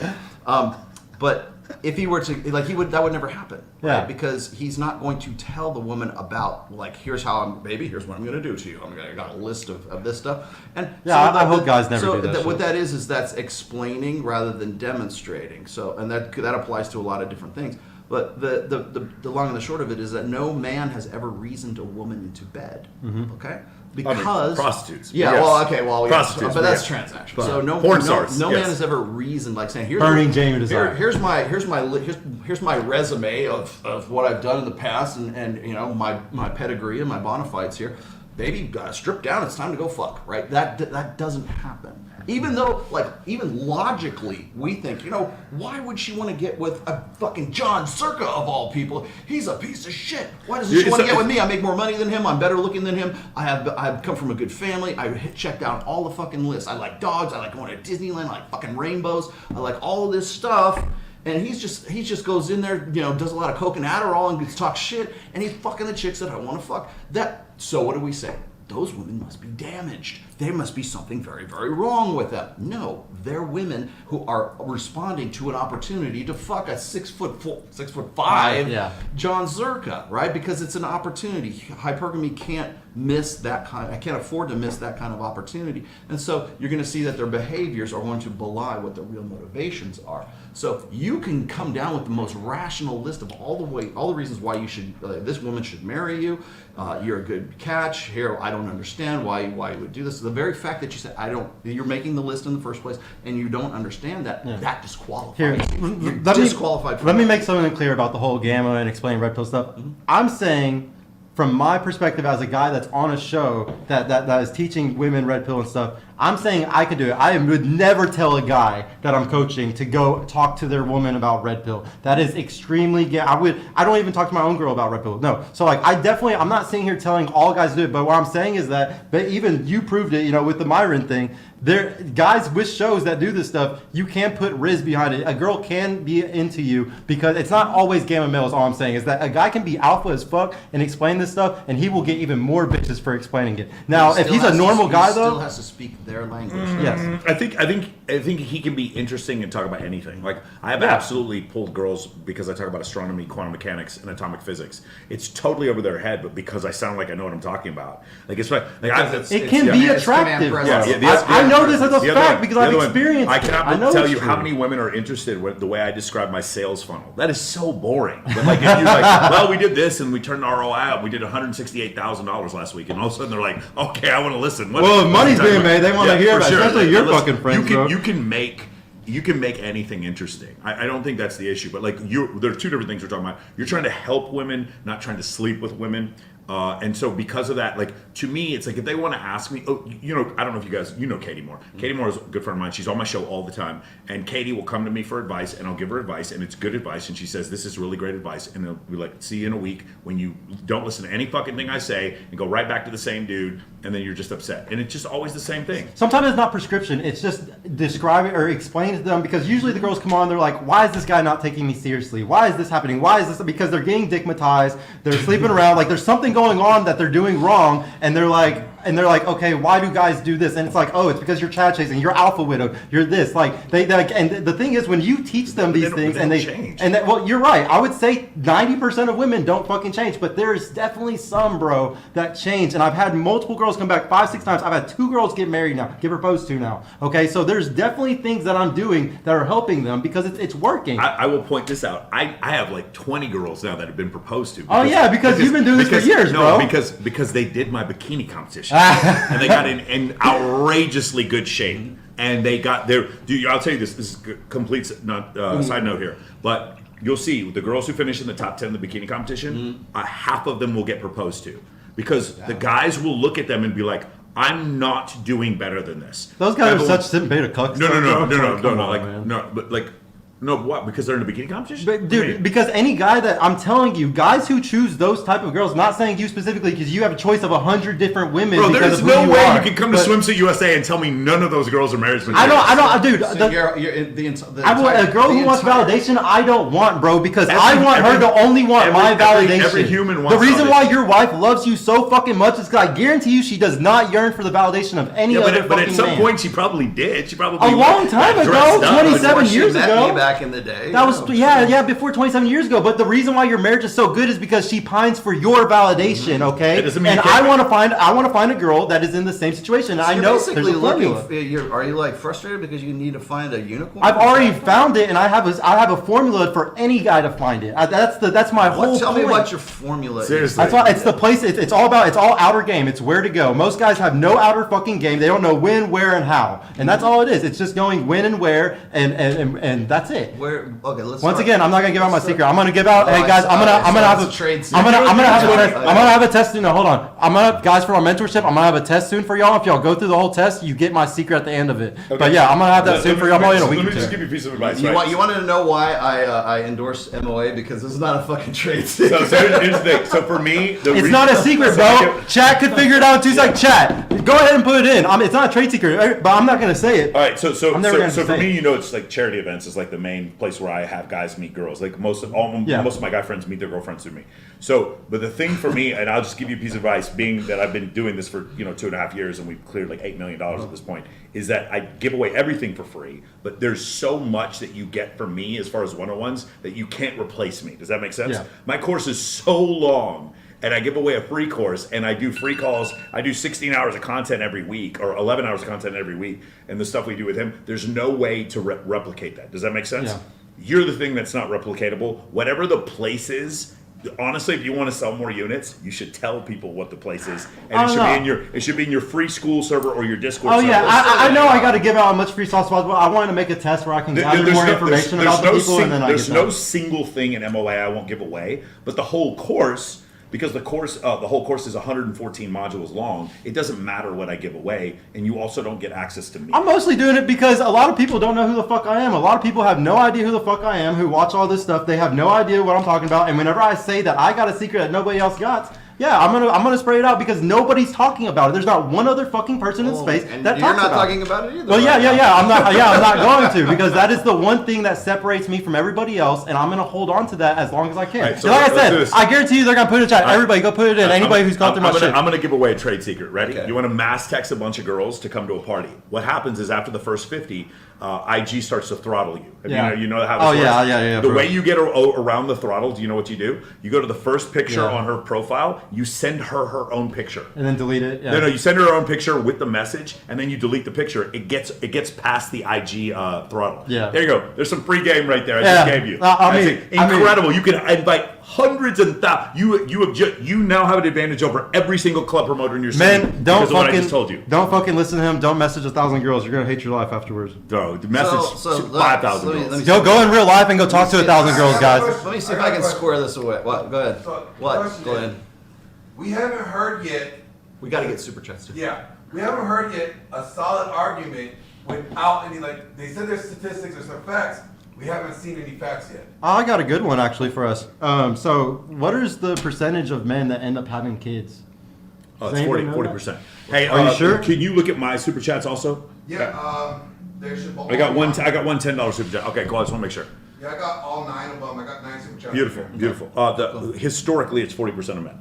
No, we're not. I'm not talking historically. I'm talking about right now. What is the percentage of men that have a child right now? The total percentage. Oh, is it somewhere in the 60%, something like that?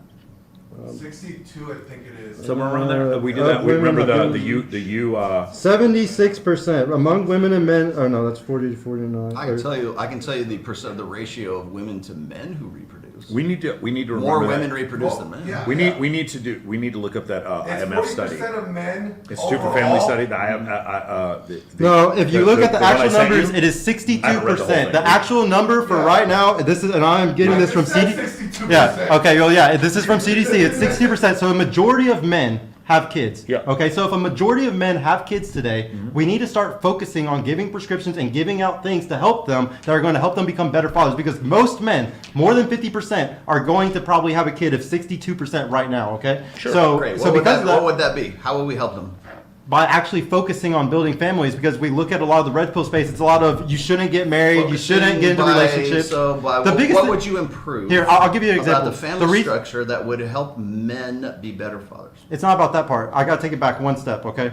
So it all goes back to just starting and just doing something. I'm not even saying what the prescriptions are, what we should be telling the men. I'm just saying nobody's even doing this. So you basically want a pep rally for guys who are No. who are fathers who are out of the family. No. I want to give a pep rally for guys who want relationships. The reason why I named my show Purple Pod isn't because I want to be the middle of red and blue. It's because I really love AMS. And AMS talks about, yeah, I know, weird, huh? No, I like AMS. Yeah, I love AMS. And the reason, and AMS always talks about Purple Pill. If you type in Purple Pill AMS, he has tons of videos talking about how to be good in a relationship. You know, because he calls Purple Pill a red pill person that is in a relationship. So my whole point of my show is, women, y'all need to get in relationships. Men, we need to get in relationships, because if we get in relationships, we can beat the powers that be, because they want us single. If we're all the algorithms, Who are the powers that be? just the 1%. Even I would even consider people like Fresh and Fit want us single, because they're going to make more money the more men are single. You would say that Fresh and Fit are the 1%.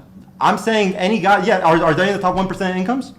Does it matter if it's incomes? Yes, I'm just saying, that the but yeah, powers that be yeah, want us when to I be talk single, about- but like, does I'm that not like, Nick- does that mean I'm like not the people Nick who are like, Fuentes, man. So is it in like economics? Look, Or is it like, look. Let me explain to you. I'm not Nick Fuentes, man. When I say 1%, I'm not just talking about like the Jews or anything. I'm saying just the top 1%, the people who make the most money. Okay, greed is the same across all boards. I just see it all as greed. And the bottom line is, there's way more money made off people being single than getting into a relationship. Because when you get in a relationship, you're putting more money in your 401k, your IRA, your HSA. You're gonna buy a house. You're going to put most of your money into these things that are focused on your future, because you're gonna have kids and generational wealth. Single people spend in the moment. They live in the moment. They go they go and do stuff that's going to make us, especially single women. They're going to buy realize makeup. that statistically speaking, homosexuals have more disposable income than couples who have children. Yeah, but They spend but that's, more money and they put it back into. that's the a straw economy. man. That's a straw man. But How's I'm it a straw man?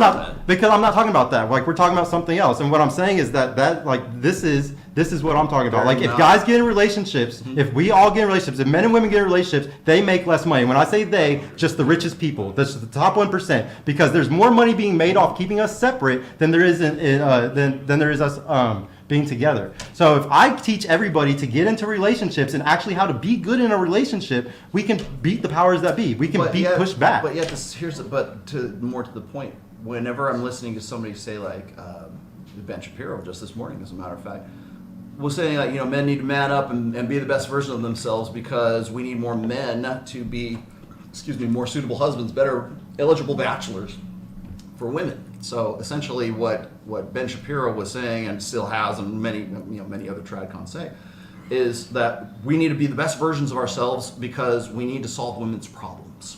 No, we just The need problems that they're relationships. suffering from right now is that they cannot find suitable mates, and the problem that they will never really address is the fact that women have become the men that they want to marry, right?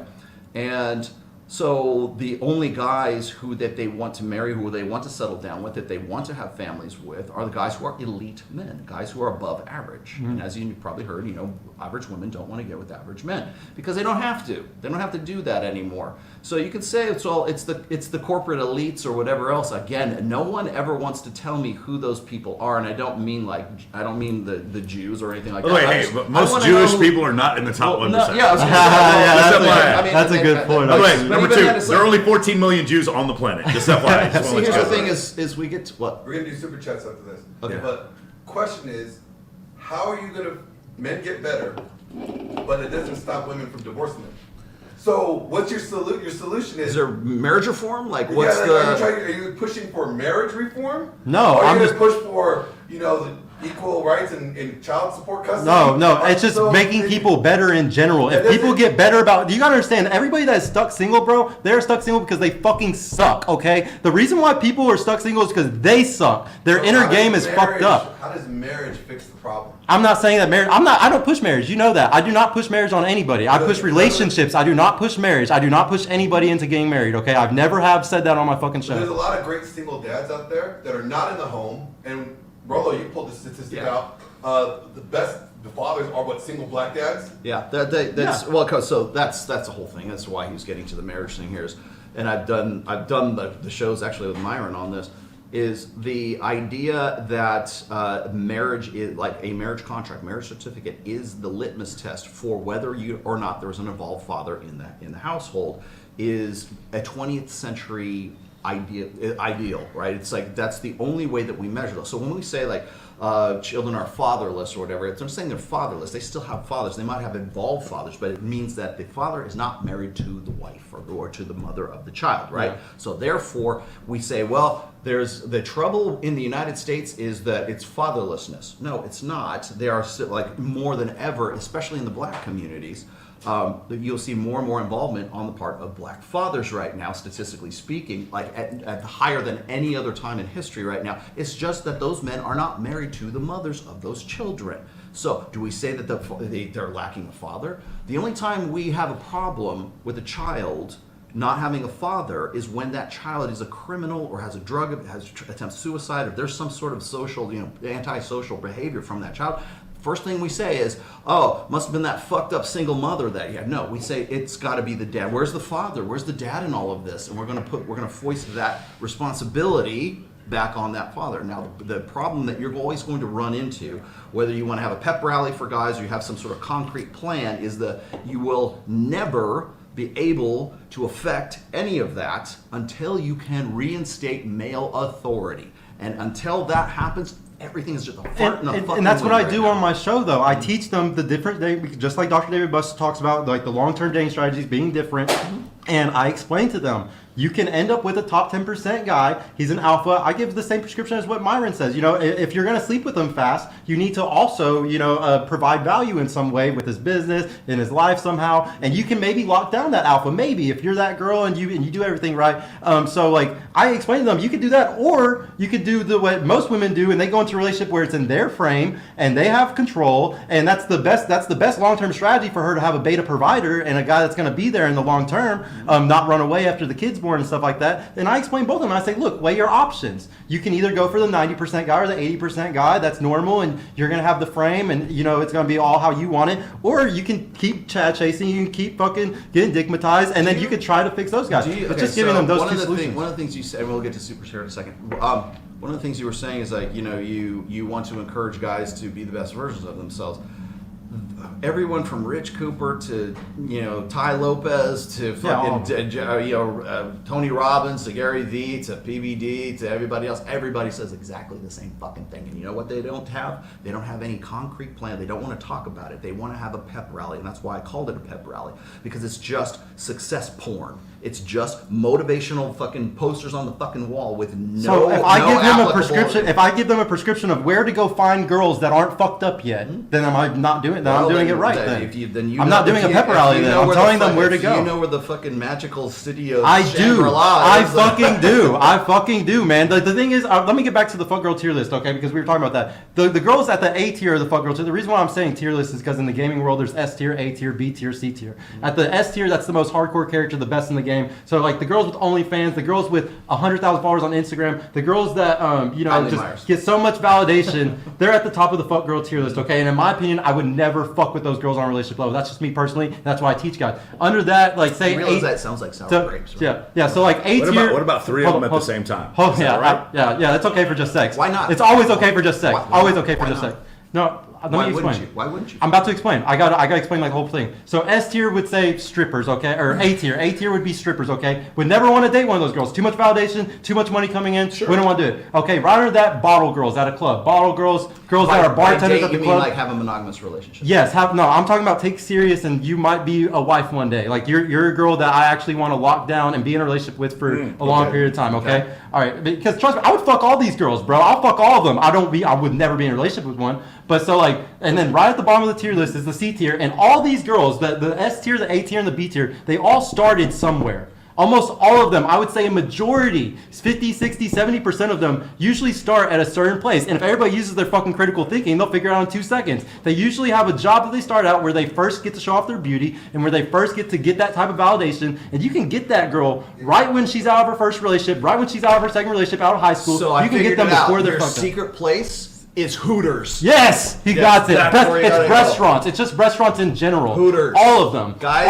All It's Hooters. Really? Yeah. You sit at the bar and you sit there and you become friends with the Hey man, bartender. he's not wrong. That's what Maya was. Maya started in Hooters. See, there. No, I'm not wrong. I know I'm not wrong because I know tons of girls like your friends. Kylie was at fucking Twin Peaks. Guys, Exactly. That's And you can get them before they get fucked up. You can meet them and you can get them before they end up going through The 5 magic different city dates. of El Dorado. Hooters. Bro, it is. And you know how many guys sit there and waste their time going on dating apps and going to clubs and getting these girls once they're 25 plus and they've been ran through? That's so ignorant, man. Everybody can have one of these girls. Hooters is nursery school for strippers. All Hilarious. right. Hey, The comments about to be Glenn, lit. give me the super chats right quick, and then we'll bring Miguel in for half a second. Hilarious. Yeah. All right, supers. Here we go. Hey, baby, we're going to Hooters later. We're going to go. Go to Hooters. Daddy, Everybody. I got a new job at the restaurant. Where? All right, Hooters. Hey, Mike, Hey, if y'all want to go filter through all the ugly girls on fucking dating apps, y'all, and all the fucking girls at the club, go for it, man. Y'all want to filter them? I will filter young, beautiful women that haven't been ran through yet all day long. Y'all can do that. All I right. can't see him. I can see it from here. Okay. Yeah. All right, go ahead and grab. How many times will Rollo use the word douche nozzle in this stream? I only use it once. Thank you. time. Yeah, one If time. you said once, you win the $10 from your friends. All right. Rollo makes me feel so good. I want to rock and roll and have my woman with Ass with snow coke. a snowflake. Oh, he Okay. wants to do coke off her ass. There Yeah. you go. Okay. Oh, he must be All right, friends with thank you, Nikki Six. Okay. Next one. Rollo, thoughts on women who give sex. Sex. I thought eggs. Sex. You can spell sex, dog. I know what sex is, dude. Expecting provisions, relationships, and when they don't, the harm they can cause. Okay, which is. Thoughts on women who give sex. Oh, I know what you're saying. So expecting like you provisions, end up.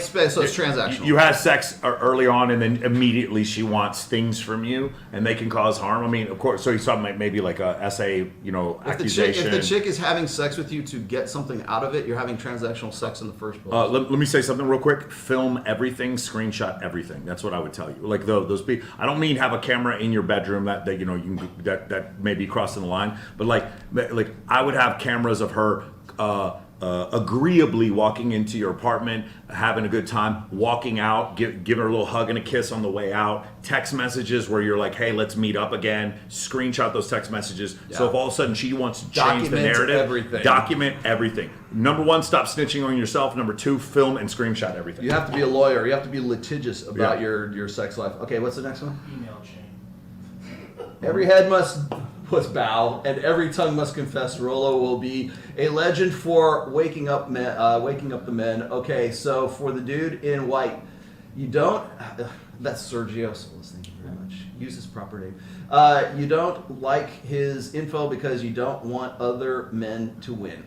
I don't know if I can disagree. Yeah, I don't know with about that. It's like, okay, so whenever, I should probably clarify this in the beginning, is that whenever we have, like, discussion, this isn't a debate. This is just two guys fucking disagreeing over something. We could have done this at the bar. A real formalized debate is like something you would see on the Senate floor, right? Yeah. Okay, it's timed, all that stuff. So if anybody who's ever been to knows classic debate, has ever taken like debate team, is on debate team in college or whatever, you know that this is not debate. This Shout is out to my bullshit. tribe. Yeah, dude, Okay. we could have done this at the bar. So that's number one. Number two is that the red pill is still a process. You at least took up the fucking gauntlet, which is more than I can say for the rest of these sons of bitches who want to say. I say, if you have a problem with me, come in. At least you have the balls. You're the second person, by the way. It was Gary, the numbers guy. It was our initial guy who said, "I'll come down there and I'll debate fucking numerology and astrology with you." And we're like, you know what? That's the offers on the table for anybody, by the way.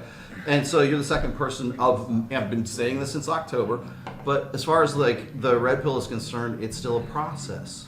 It's a praxeology. It's not written in fucking pen and on some holy tablet brought down from Mount Sinai. It is written in pencil. And I still use an eraser when something I says. That actually brings up one of my biggest points that I want to bring up with you is that if it is a praxeology, I'm all about science, bro. I love how science works. I'm very emergent. I hate static. I'm totally against being static in reality. You've got to be emergent. The universe is emergent. Nature is emergent. You got to stick with it. And the thing is, if that was true, what I would expect from you is a book next year titled The Rational Male Volume 1. And in that Volume 1, it's all the changes for this year. And then 2, 3, 5 years later, Volume 2 comes out. So and it's you want the DSM for... Yeah. And well, just the thing is, we know it's going to change. We know that as time goes on, there's certain things that might need to be taken out, and there's certain things that might need to be added in. And that's all. Like, I love the idea of it being a praxeology and all this stuff. I told this to Glenn months ago. I was like, I wish he had a volume that came out, every year, 5 years or something.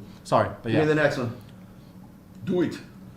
You don't talk red pill with women. Women are going to... oh, thanks for that, Carl. Are going to do... They? Women They are basically going do to them. do they. To do them. Guys, one more time. Grammarly.com. ESL. Copy and paste your message into English as a second Grammarly.com. language. It will tell you when you don't conjugate your verbs. I don't know how this keeps happening. Want it to create the observer effect. Hypergamy doesn't reason. Women want value. Guys, write your messages out either on your your messenger or on your notepad, and then copy and paste it into YouTube. Next This is getting one. crazy. We can't read anything you guys are Rollo writing. always sticks to the facts. Thank you, Sergio Salcido. Okay, next one. How many of these do I got? Oh, excuse me. Purple pill is the future of the red pill. Guys want, to get laid now, but they want to have families at some point in their lives. That's my favorite quote by AMS is he always says, we all go purple pill in the end. That's why I started my show, is because I know we're all going to end up in relationships one day. Let me so that's my show. Let me explain to you what the purple pill really is in like my parlance, because I was in fact, I probably wrote this essay long before AMS even came on the scene.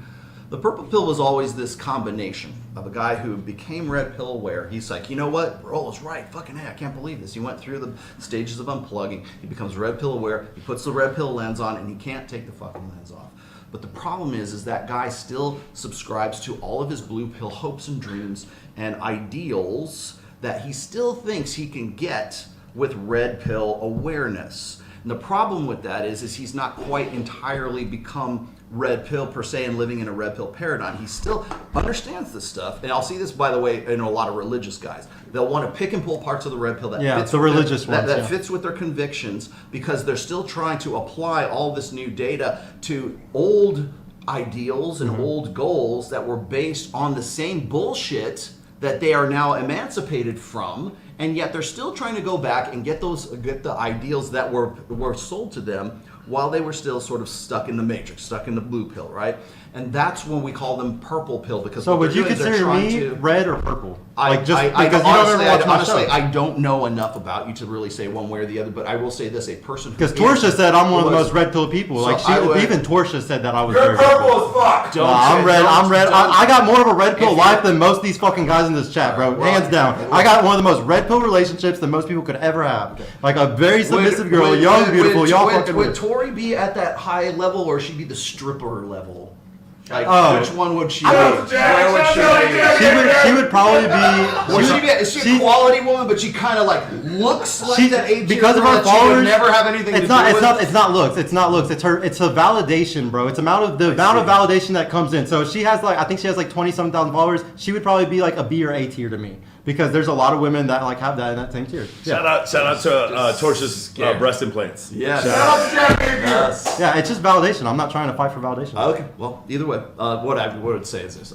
Well, first of all, I would not use Tory Grow as a benchmark for any of this. But the idea of the guy who's still stuck in his blue pill hopes and dreams, and now he thinks he has this new like data set, or he's got this new information, he's going to go, you know what? Rather than just abandon all that bullshit, I'm going to go back to the blue. I'm going to pull out Cypher. I'm going to plug myself back into the Matrix, and I'm going to see if I can use all this great new red pill stuff and get the things that I really thought were valuable when I was still like plugged into the Matrix. You know, I want the white picket fence. I want my wife to be a wife. I want the golden retriever in the front yard and 2.5 kids, and I can go have that blue pill nuclear family dream. The problem is that once you put the red pill lens on, there ain't no going back. What You have don't I take said those that is off purple or again. blue just from now? Because you haven't probably watched my show or anything, but just Well, from our conversation, what has been considered blue or purple? Okay, so first off, I would say that you're probably very invested in your girlfriend right now, and so a lot of this stuff is probably is derivative of the fact that you want to qualify to the fact that you're now and not just you. There's a lot of guys that do exactly the same thing. Is they'll say, okay, Rollo, thanks for the red pill. I got all this stuff. I found my dream girl. I just learned about. I was with her 3 years ago. I'm not saying bro. this is you particularly, but I see similarities anyways. Guys will become red pill. They'll read my stuff. They'll practice game for a little while to the point where they find the girl who is their sort of their genetic celebrity, the girl that it looks like the girl of their dreams, and they finally have enough game because they have enough red pill knowledge to get that girl, and they're like, you know what, fuck it, I'm out. I've learned enough. See you later, Rollo. Bye bye. And then either they get rolled by that girl and they come back, or else they do what a lot of other guys are doing, particularly if they make their vocation about the red pill, and now they can no longer float that vocation or their revenue stream or all the stuff that they were talking about before. Mm-hmm. And so now they either have to like throw shit at the red pill, or they have to sort of reinvent it mm-hmm. and make the red pill into something that fits where they're going, their new pivot. So I finally was able to get this girl that I really settled down with, but I can't be Tucker Max anymore. I can't be that guy anymore who I used to be. Yeah. So, but that's where my money came from. But she wouldn't have had anything to do with me if I didn't have the revenue from being the incorrigible bad boy and wrote all these books about it. And now I have to be suddenly turned into the responsible adult, the good dad, the good husband, the good church goer, whatever it is, the good, the guy who's got his business down on point. And you know what? That guy's fucking boring. That guy's market share drops off a fucking cliff. That guy doesn't get asked back to fucking Fresh and Fit. Or when you propose, yeah. Because now what he's trying to do is he's trying to force fit the red pill to fit his blue pill ideals, which was marriage and monogamy and everything in the first place. Go ahead.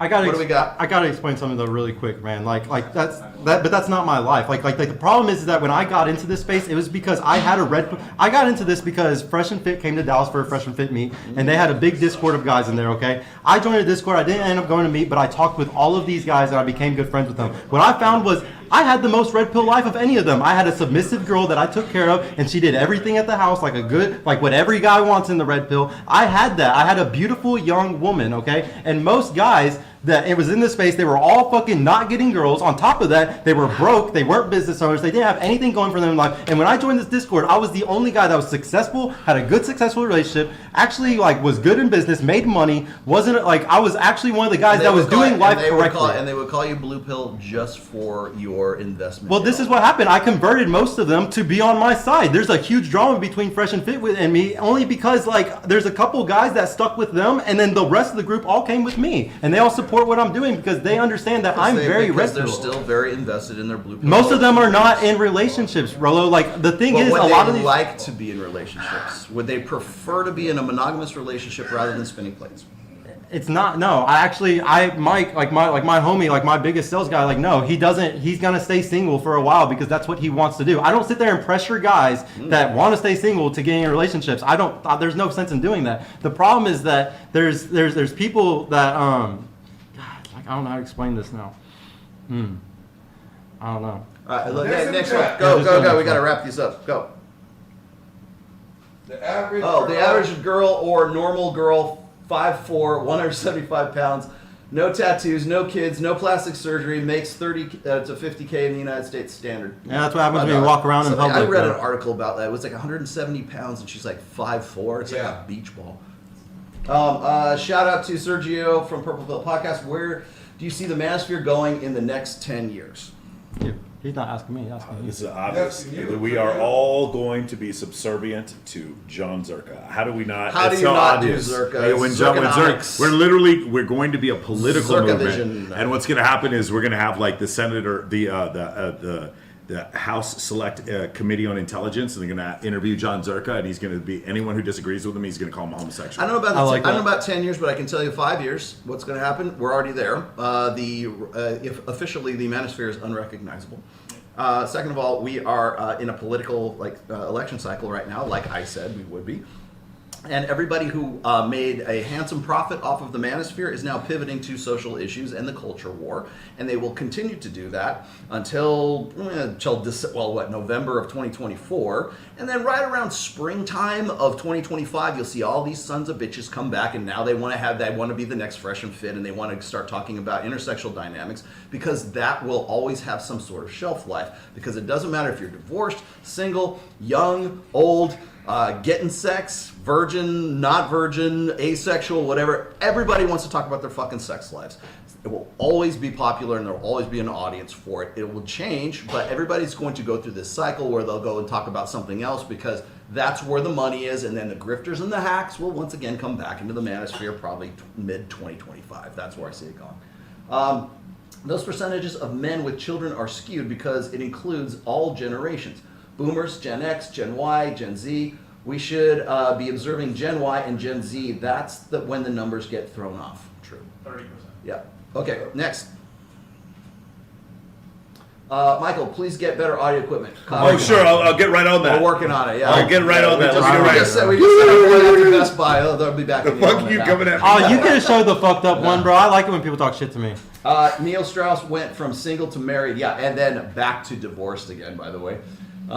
Keep going. Come on, Mike and Rollo. You guys know Sergio is fraudulent. Look how he brags. Look at his posture and how he carries himself. Look how he dresses. No swag, or charisma, or probably can't fight either. I don't know, man. Bitch, pull up and fight. Pull up, bitch. Pull the fuck up, and I'll take your fucking bitch too, The man. guys Pull the that fuck don't up. look like they can fight, but they're kind of like wiry and like they've been like lifting. Hey, you don't fuck with They've the been little working in the scrawny guys. fields for a long time. Those are the guys you don't fuck with. You don't fuck with scrawny Yeah, guys. this is Fight. all fake. I can't even bench press 135 pounds. It's all fake. It's all fake. Yes, you just take a pill and muscles magically grow That's off how it of your works. arms. He ain't no idea what the fuck he's talking about.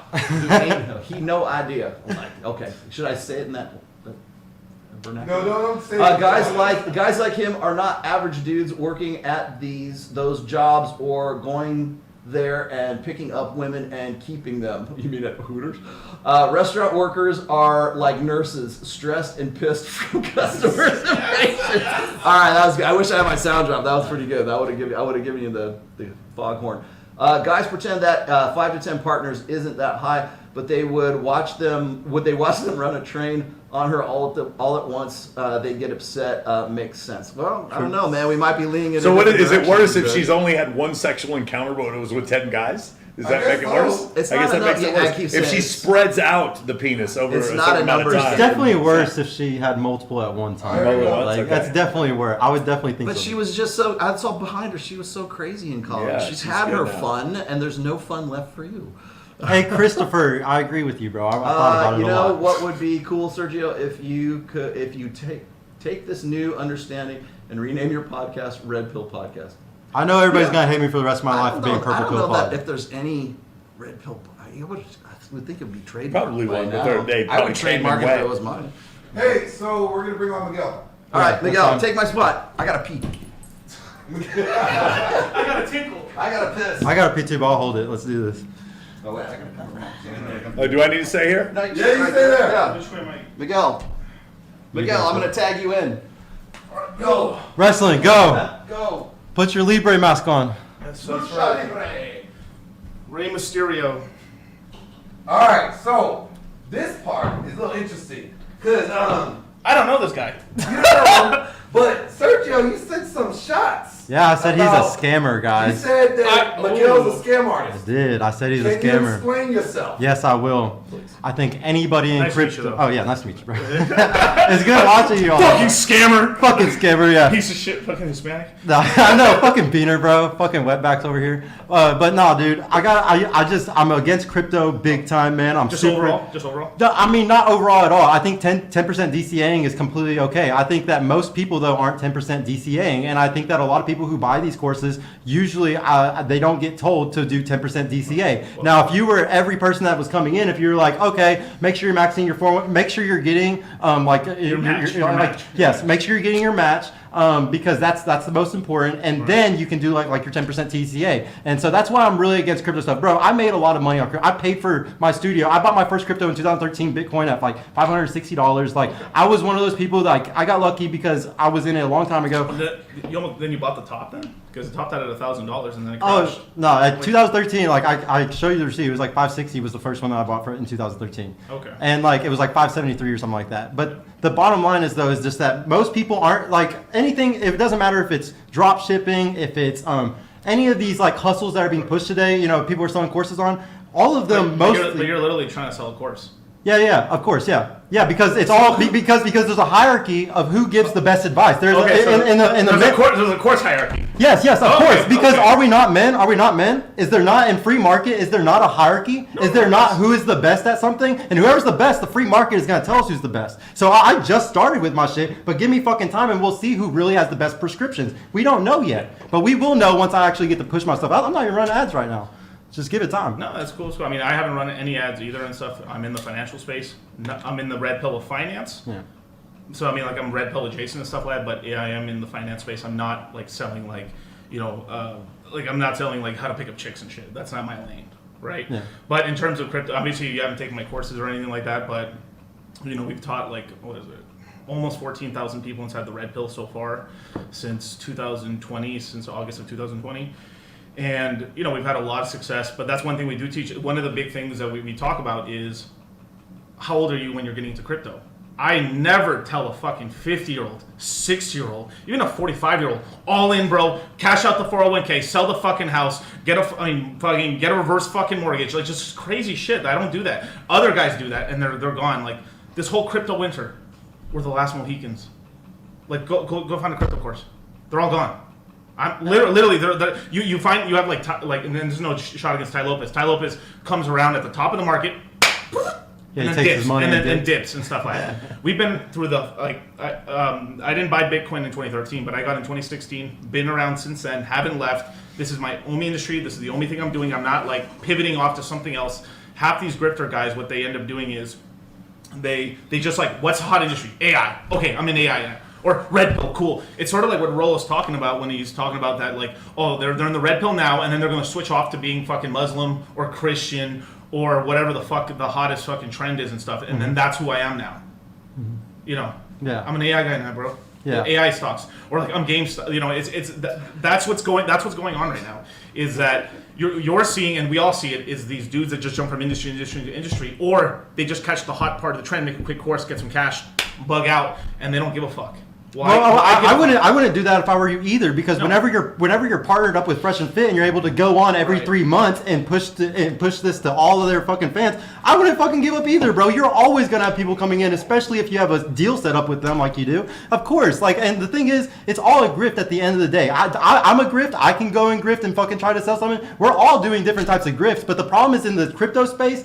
a lot of people like to say, this isn't a grift, this is all, I'm going to teach you stuff that you're not going to lose your bag. The thing is, I know a lot of guys who lost their bag, and I don't know, like, I'm sure you're smart about this, and you teach guys about cold storage and, like, keeping it safe, not using Androids or, like, using certain apps or phones, using certain things to be safe about it, but I have seen tons of people get hacked and lose almost everything. And not even, so I've seen guys lose because they invested wrong and they got hacked. So because of that, I'm extremely cautious about crypto. And I'd much rather somebody max their 401k, their IRA, and their HSA. This is, well, personally, I don't like stock. I mean, the stocks are fine and stuff like that. Just or at least selling. If they want to do more than that, I'll at least teach them how to sell options. Like, I won't ever tell somebody to buy options. We literally have a guy right here that. I know Michael's history. I know all about it. But the thing is like that's the most intelligent thing to do, though. Like, and if we look at even Moneyberg, I'm pretty sure that he says that same formula as well. Well.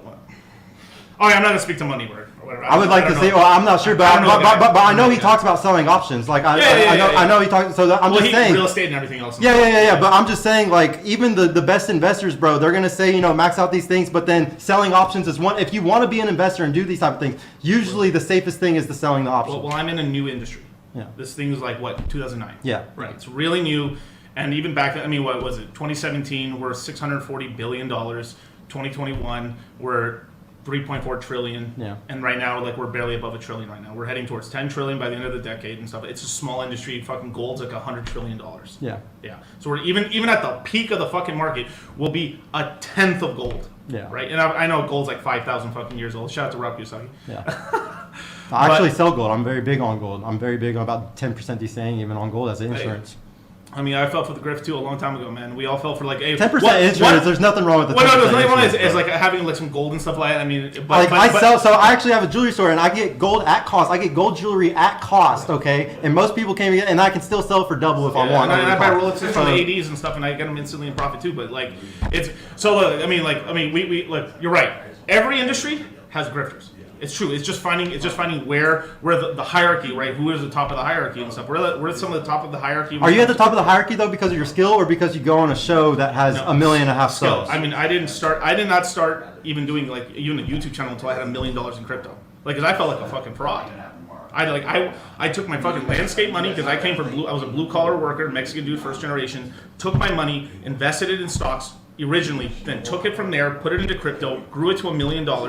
Then from there, started my YouTube channel. Then from there, decided to make a fucking course. Mm-hmm. It was like 4 years in before I even decided to even like teach anybody about crypto, because I felt like a fucking fraud. Like, how could I teach anybody about crypto if I haven't made any fucking money? Yeah. Right? No, that makes sense. Yeah, no, and I'm not getting mad at you or nothing like that. But it's just like, you're right, this whole grifter mentality it's pretty fucking bad, but like most of these guys are just jumping in. I mean, half the guys, like the other thing too, I talk to Fresh and Good all the time, this Waller, I mean, Justin, everyone talks about this, is that like there's these gang of dudes, and not just in Dubai, but all over the world. They're 19 years old, 21 years old, no fucking experience at all, talking to you about how to make all these millions of dollars. Or like they've had one girlfriend in their whole fucking life, and they're telling you like, this is how your dick should go into her. Yeah. Like craziness shit, right? Like, and obviously it's not some reverse ageism bullshit, but there is this whole thing where like, if you're going to be talking about money, at least you do need some time, right? I mean, obviously there's some dudes that got really lucky with a crypto pump and stuff like that. I know tons of these dudes that made like $40 million,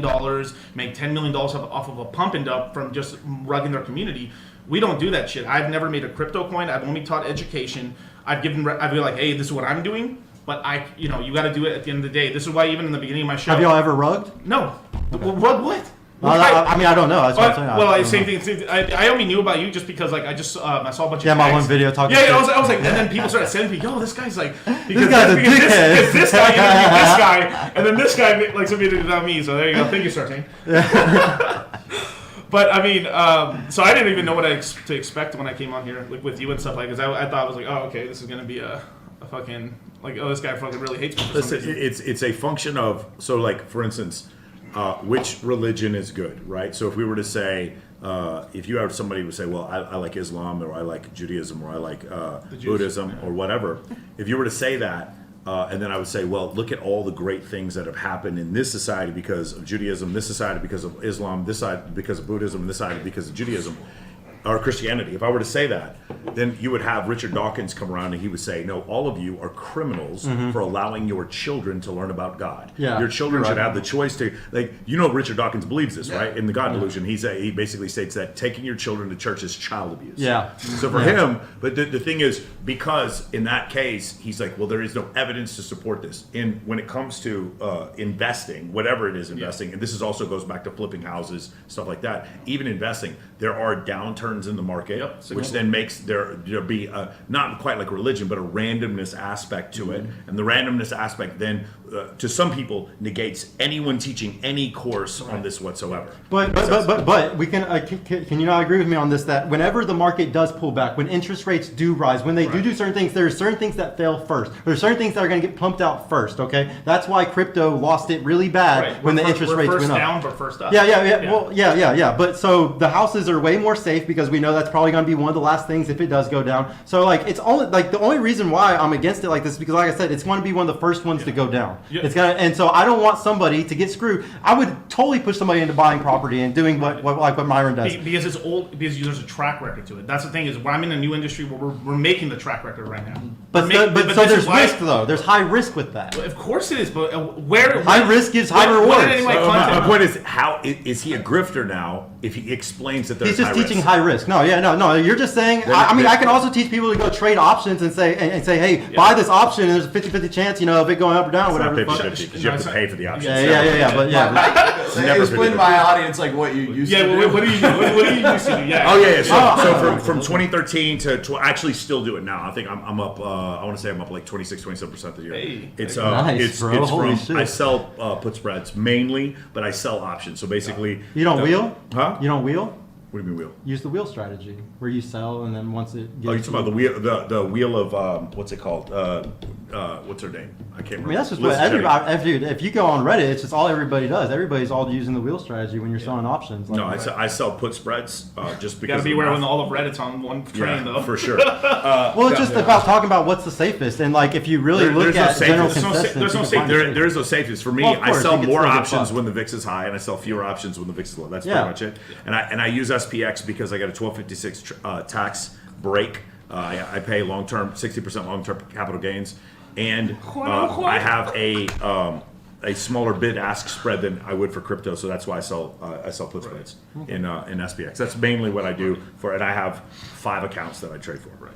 everybody's doing SPX. Everybody's doing dailies and shit. Yeah. See, here's the thing: is like Yeah, I don't do dailies. I So, do like, 45 for instance, days. you can make the case that, like, there was I don't know if you're probably too young to remember this, but the .com bubble, like when all the internet companies were like really pumped up, and then they all took a shit right around 2001, 2002, something like that.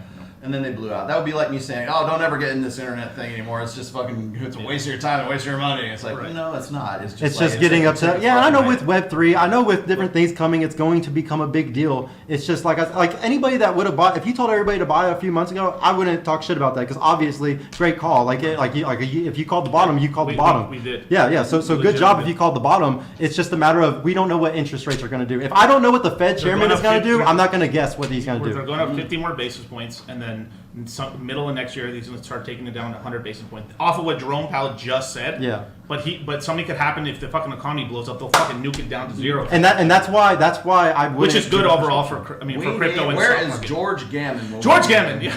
Yeah, right. I love. He wouldn't George, even fit on the honestly. table, bro. He's like so fucking tall. Honestly, George is one of my biggest inspirations. Like I watch all of his stuff. George is a good dude. Yeah. And that, I just want to also point out that people are like, what the fuck is this guy? Why is it one-on-one? Because Miguel's my partner. And I mean that in a heterosexual man. Not Mike is also my partner. And I also mean that in a Roll, heterosexual tell me the way. truth. How you been married 27 years on a date? Like, Yes. I have heterosexual life partners. My favorite is Justin Waller. He goes, "Dude, you look great, all homo." Bro, like dude, in Texas, that's how it is, bro. We always say no. I'm not gonna say no homo, big homo, buddy. Big homo. Yeah, I'm definitely, I'm gay for you. No, it's but I wanted to point out the fact that we bring up like people like we've had Robert Kiyosaki was with us just 3 weeks ago. And then we had Ken McElroy, who's also like really, guys. If he's not a billionaire, he's just this close to being a billionaire. But real estate, 32. Same age. Jesus Christ, hold on, my God. And then when he drags me to like PulseCon or his events, then I can't even. I'm like floored by how many people there know me from my podcast, from Access Vegas, from my stuff.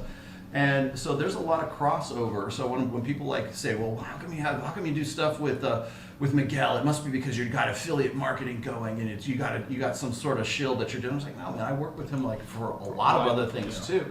But like, yes, will I work on you with that? Sure. But there's also crossover between the crypto communities, which, by the way, are desperately need like red pill awareness because they're being taken advantage of. Yes, And I agree with you on that. There's a lot of crypto dorks that need help. There's a lot of guys who get and these rolled. crypto chicks are fucking dangerous, dude. Beware. No, So if she knows crypto and she's a chick, beware. So there's a crossover. Shout out to there. Kennedy Summers, Dr. Kennedy Summers. Beware. And so we have that. We've got that in common. That's the money side of things. Yeah. You know, like George Gammon, Kiyosaki, even Jason Hartman. Shout out to Jason Hartman. Yeah. And then then we have the fitness side. You know, we work with O'Neill and other people as far as the fitness is concerned. So it's like just because we have somebody on here that we're talking about, like, yeah, when are they going to talk about red pill stuff? Well, we do if there's crossover. So when you see Miguel with me, and it's like now you're gonna throw rocks at Miguel, you're throwing rocks at me too. Oh yeah, so, I know. Like when I see that, it's like I'm not sure that a lot of guys really know what the hell they're talking about. So that we gotta kill the stream here in just a second, but I want to point out that one of my biggest problems with the quote unquote red pill right now, or what it's become, is that's why I kept pressing you and asking you about like, well, who are we talking about? What guy are we talking about? What podcast? What individual? What show? When was this? Who were they? Who are they talking about? So when I hear people say, "Oh, it's those red pill guys," they always say X, right? But yet they'll use that sweeping generalization and not be able to tell me who they're mentioning. And yet they'll say those red pill guys, all they do is use sweeping generalizations. Oh, it's all Myron for me, bro. Yeah, all my beef is with Myron. I said exactly. Honestly. You have beef with Myron? I said the same Yeah, thing. all my beef is with Myron. I disagree with him on most things by far. But see, let me explain something to you. Myron Gaines and Walt, they are not the beginning and the end of the red pill, nor am I, by the way. Yeah. It's a collective. It's evolution. So that's that's the problem that throws people off, is that the red pill is decentralized. It's like anonymous, right? There's no leader of the red pill. There is no grand poobah or what. They call me the Godfather. Thank you, but you know what? When I'm gone, there'll be another person. Hell, Kevin Samuels was called the Godfather for a long time. Yes, he was. Right? Yeah. So when there's no like face to the red pill. There's no face. Even if people want to make Andrew Tate the face of the red pill because he was on Tucker Carlson, he's still coming out saying those red pill dorks, I don't want to have anything to do with them anymore. Right. Well, remember what I was saying. Well, it's going to happen in the next 5 years with the manosphere. That's the canary in the coal mine right there. But when I press these guys and I say, who are you talking about? Well, I did this with Destiny when we were on there on Fresh and Fit. I'm saying, who?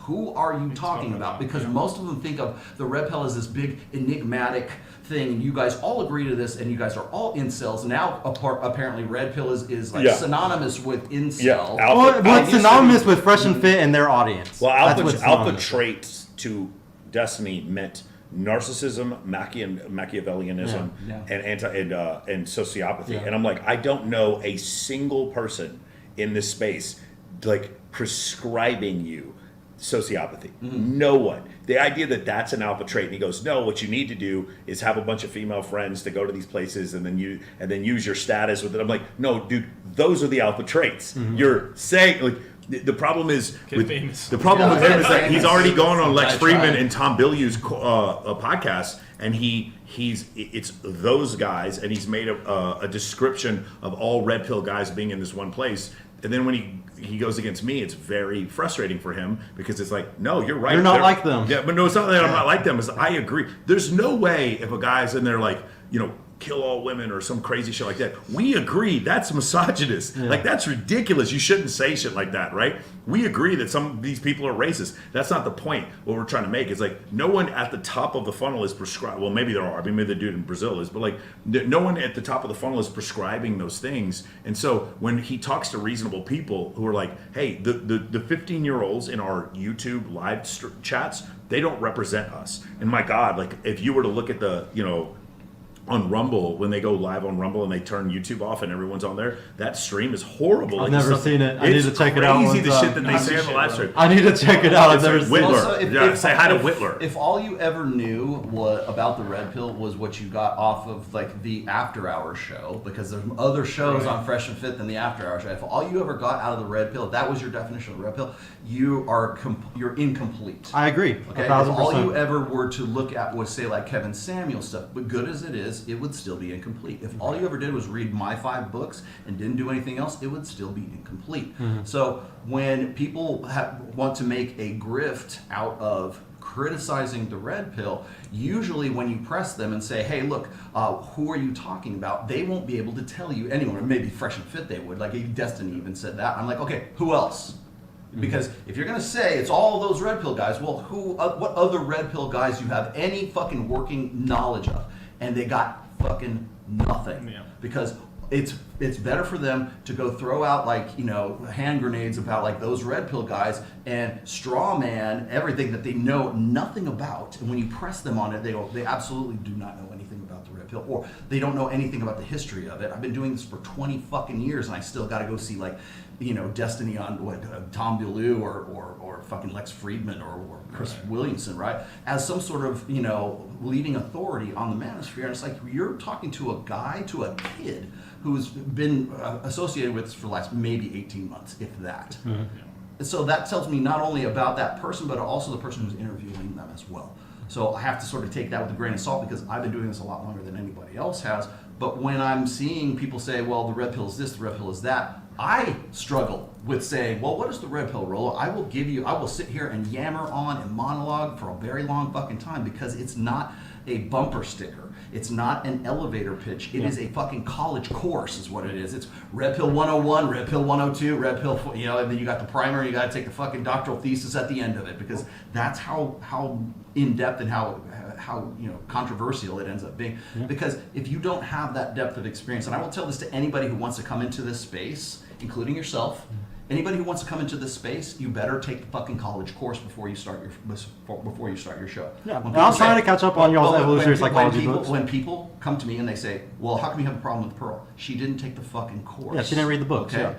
Myron Gaines took the course. Yeah. Okay, so that's why Myron is actually a pretty good representative, I think, of the. Yeah, red I pill. agree, But he when is. anybody Yeah. new comes into the space, I go, okay, what is this guy talking about? Does he have any like knowledge of this? Does he care about knowing it? You mentioned Torsha a little while ago. One of the reasons why I worked with Torsha and I liked her is because she took the time to go back through my backlog, read all my books, went through all the backlog of all my old blogs, and made like content based on that. That's somebody who wants to be you want a red pill woman. That's the one I would point you to right now, is because she knows the shit. I would never say the same thing about Pearl because she's just an entertainer who will go and try to ask other people, what should I talk about today, right? Yeah. And then doesn't know how to defend a point. If you don't know how to defend the point, then I know you're not about the. And I don't read just the Evo Psych books. I also read all the Stefan Speaks book. I'm trying to just help women Well, see, in general. Even Evo Psych, that's one aspect of the red pill. Yeah, There's anthropology, 1000%. sociology, Yeah. brain fucking. I try to keep lists of everything that you talk about, bro. Yeah. Like I literally try to walk. Evolutionary biology, in some respects, I think is almost more important than evolutionary psychology to some subjects that we're talking. And having a working knowledge of that,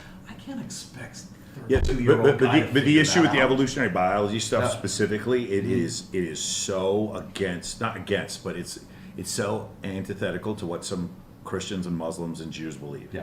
The evolutionary psychology, you can actually kind of get away with it, but the evolutionary biology is so tied into natural selection that it makes it very difficult for you to be like, and it says in the Genesis to go forth and multiply, and it's like, well, we used to be related to we have a common ancestor with monkeys. And they're like, what? That doesn't make... Do you see what I'm saying? Yeah. So, like, rather than read that, what I'm going to say instead is, why can't we get back to traditional values? Well, no, wait. We were talking about evolutionary biology a second ago. No, I want traditional values. I'm like, well, the traditional values would be like the Serengeti 70,000 years ago. That would be the traditional values. Yeah. When we saw people we didn't recognize, we snuck in there in the middle of the night and murdered them, and then Took their stole bitches. their lives. That's actually the traditional values, if you want to know what those are. That's before there was a written word. We're still in an ice age back then. So, I mean, I think that's one of the issues is that like, we're getting back to the super chats. Yeah, we got to finish More that. super All right, chats. then play us out, Piano Cat. All right. So, By the way, Brad, we type like this. I think it's supposed to be for you, Mike. They called you Brad. I don't get it. By the way, Brad, we type like this because limited characters or letters on these super chats. Kevin Samuel spoke on this a lot. Stay away from nurses, restaurant workers, and other masculine jobs. They don't bring peace. They actually are good servers, so they're good at serving people. Yeah. Like my girlfriends What have if- always been the what most if I'm serving not women that want to looking cook for and a do all woman types of to shit give for me. me So peace? I definitely Right. disagree with that. Chaotic sexual energy. All right. Mr. World, 999 PPP. Miguelito. Mr. World. Let's fucking go. Miguelito. We look forward to having you on Purple Pill Podcast. Put us on some financial games. There we go. Yeah, come to There you Dallas, go. bro. You're welcome anytime, man. I would love to All have right, you then. on. And then one more. We can make peace, guys. All right, we can we make can- peace. One more. Peace in our it time. says, it's not in there. But Sergio, did you do your push-ups today? Should we have him Mike, do it don't on fucking camera? call. No, I did not do them today. Fuck. I will do them later. We got a hotel with a We fucking gotta get room. that bro. on video. I know. Or it didn't happen. Next- Powerhouse gym, baby. Next time you come out, we're gonna take you to Powerhouse. No, for sure, for sure. All right. That's a wrap. That's us. Thank you for watching. Also, at 8 p.m. Pacific, 11 p.m. Eastern Time, we will be on Access Vegas, right on this channel that you're watching right now, and also on Mike's channel, and you're probably already watching it on Access Vegas as well. So be sure to tune in. We'll be on with the ladies. How many we got this on? 10? No, it's 8. Eight? So because there's 3 dudes, Uh-huh. I have 9 girls scheduled, but probably I always expect. We'll see how you Guys, if you ever want to know the secret, you book 10 to get 6. That's Yes, always what it is. yes, You end up same. with 9 or 8, Yeah. but you book 10 to get 6. By the way, that's also the secret of getting girls not to flake. Yes, You- also- you backlog them. Yeah, for You sure, front- for you sure. spinning For plates. You front bikini, load your dates. You won't for know, you have no more flakes. bikini competition, you need 60 to get 40. That's how it works for that. Yeah. But for the Maxim party, you need 100 to get 80. That's it. Mm-hmm. And for Bulgarians parties, you need 100 to get 100. There you They ain't go. missing that There you go. opportunity. Trade secrets from Las Vegas, free of charge on the show. Anyways, we will see you guys at 8 p.m. Pacific, 11 p.m. Eastern. Hope you guys have enjoyed this. Thanks a lot. Dude, Everybody thank shake you so hands. much, Everybody's bro. cool with everybody. Yep, there we yes, go. we are. All right. Thank y'all guys Thanks. so We'll much, see you guys man. in a little while.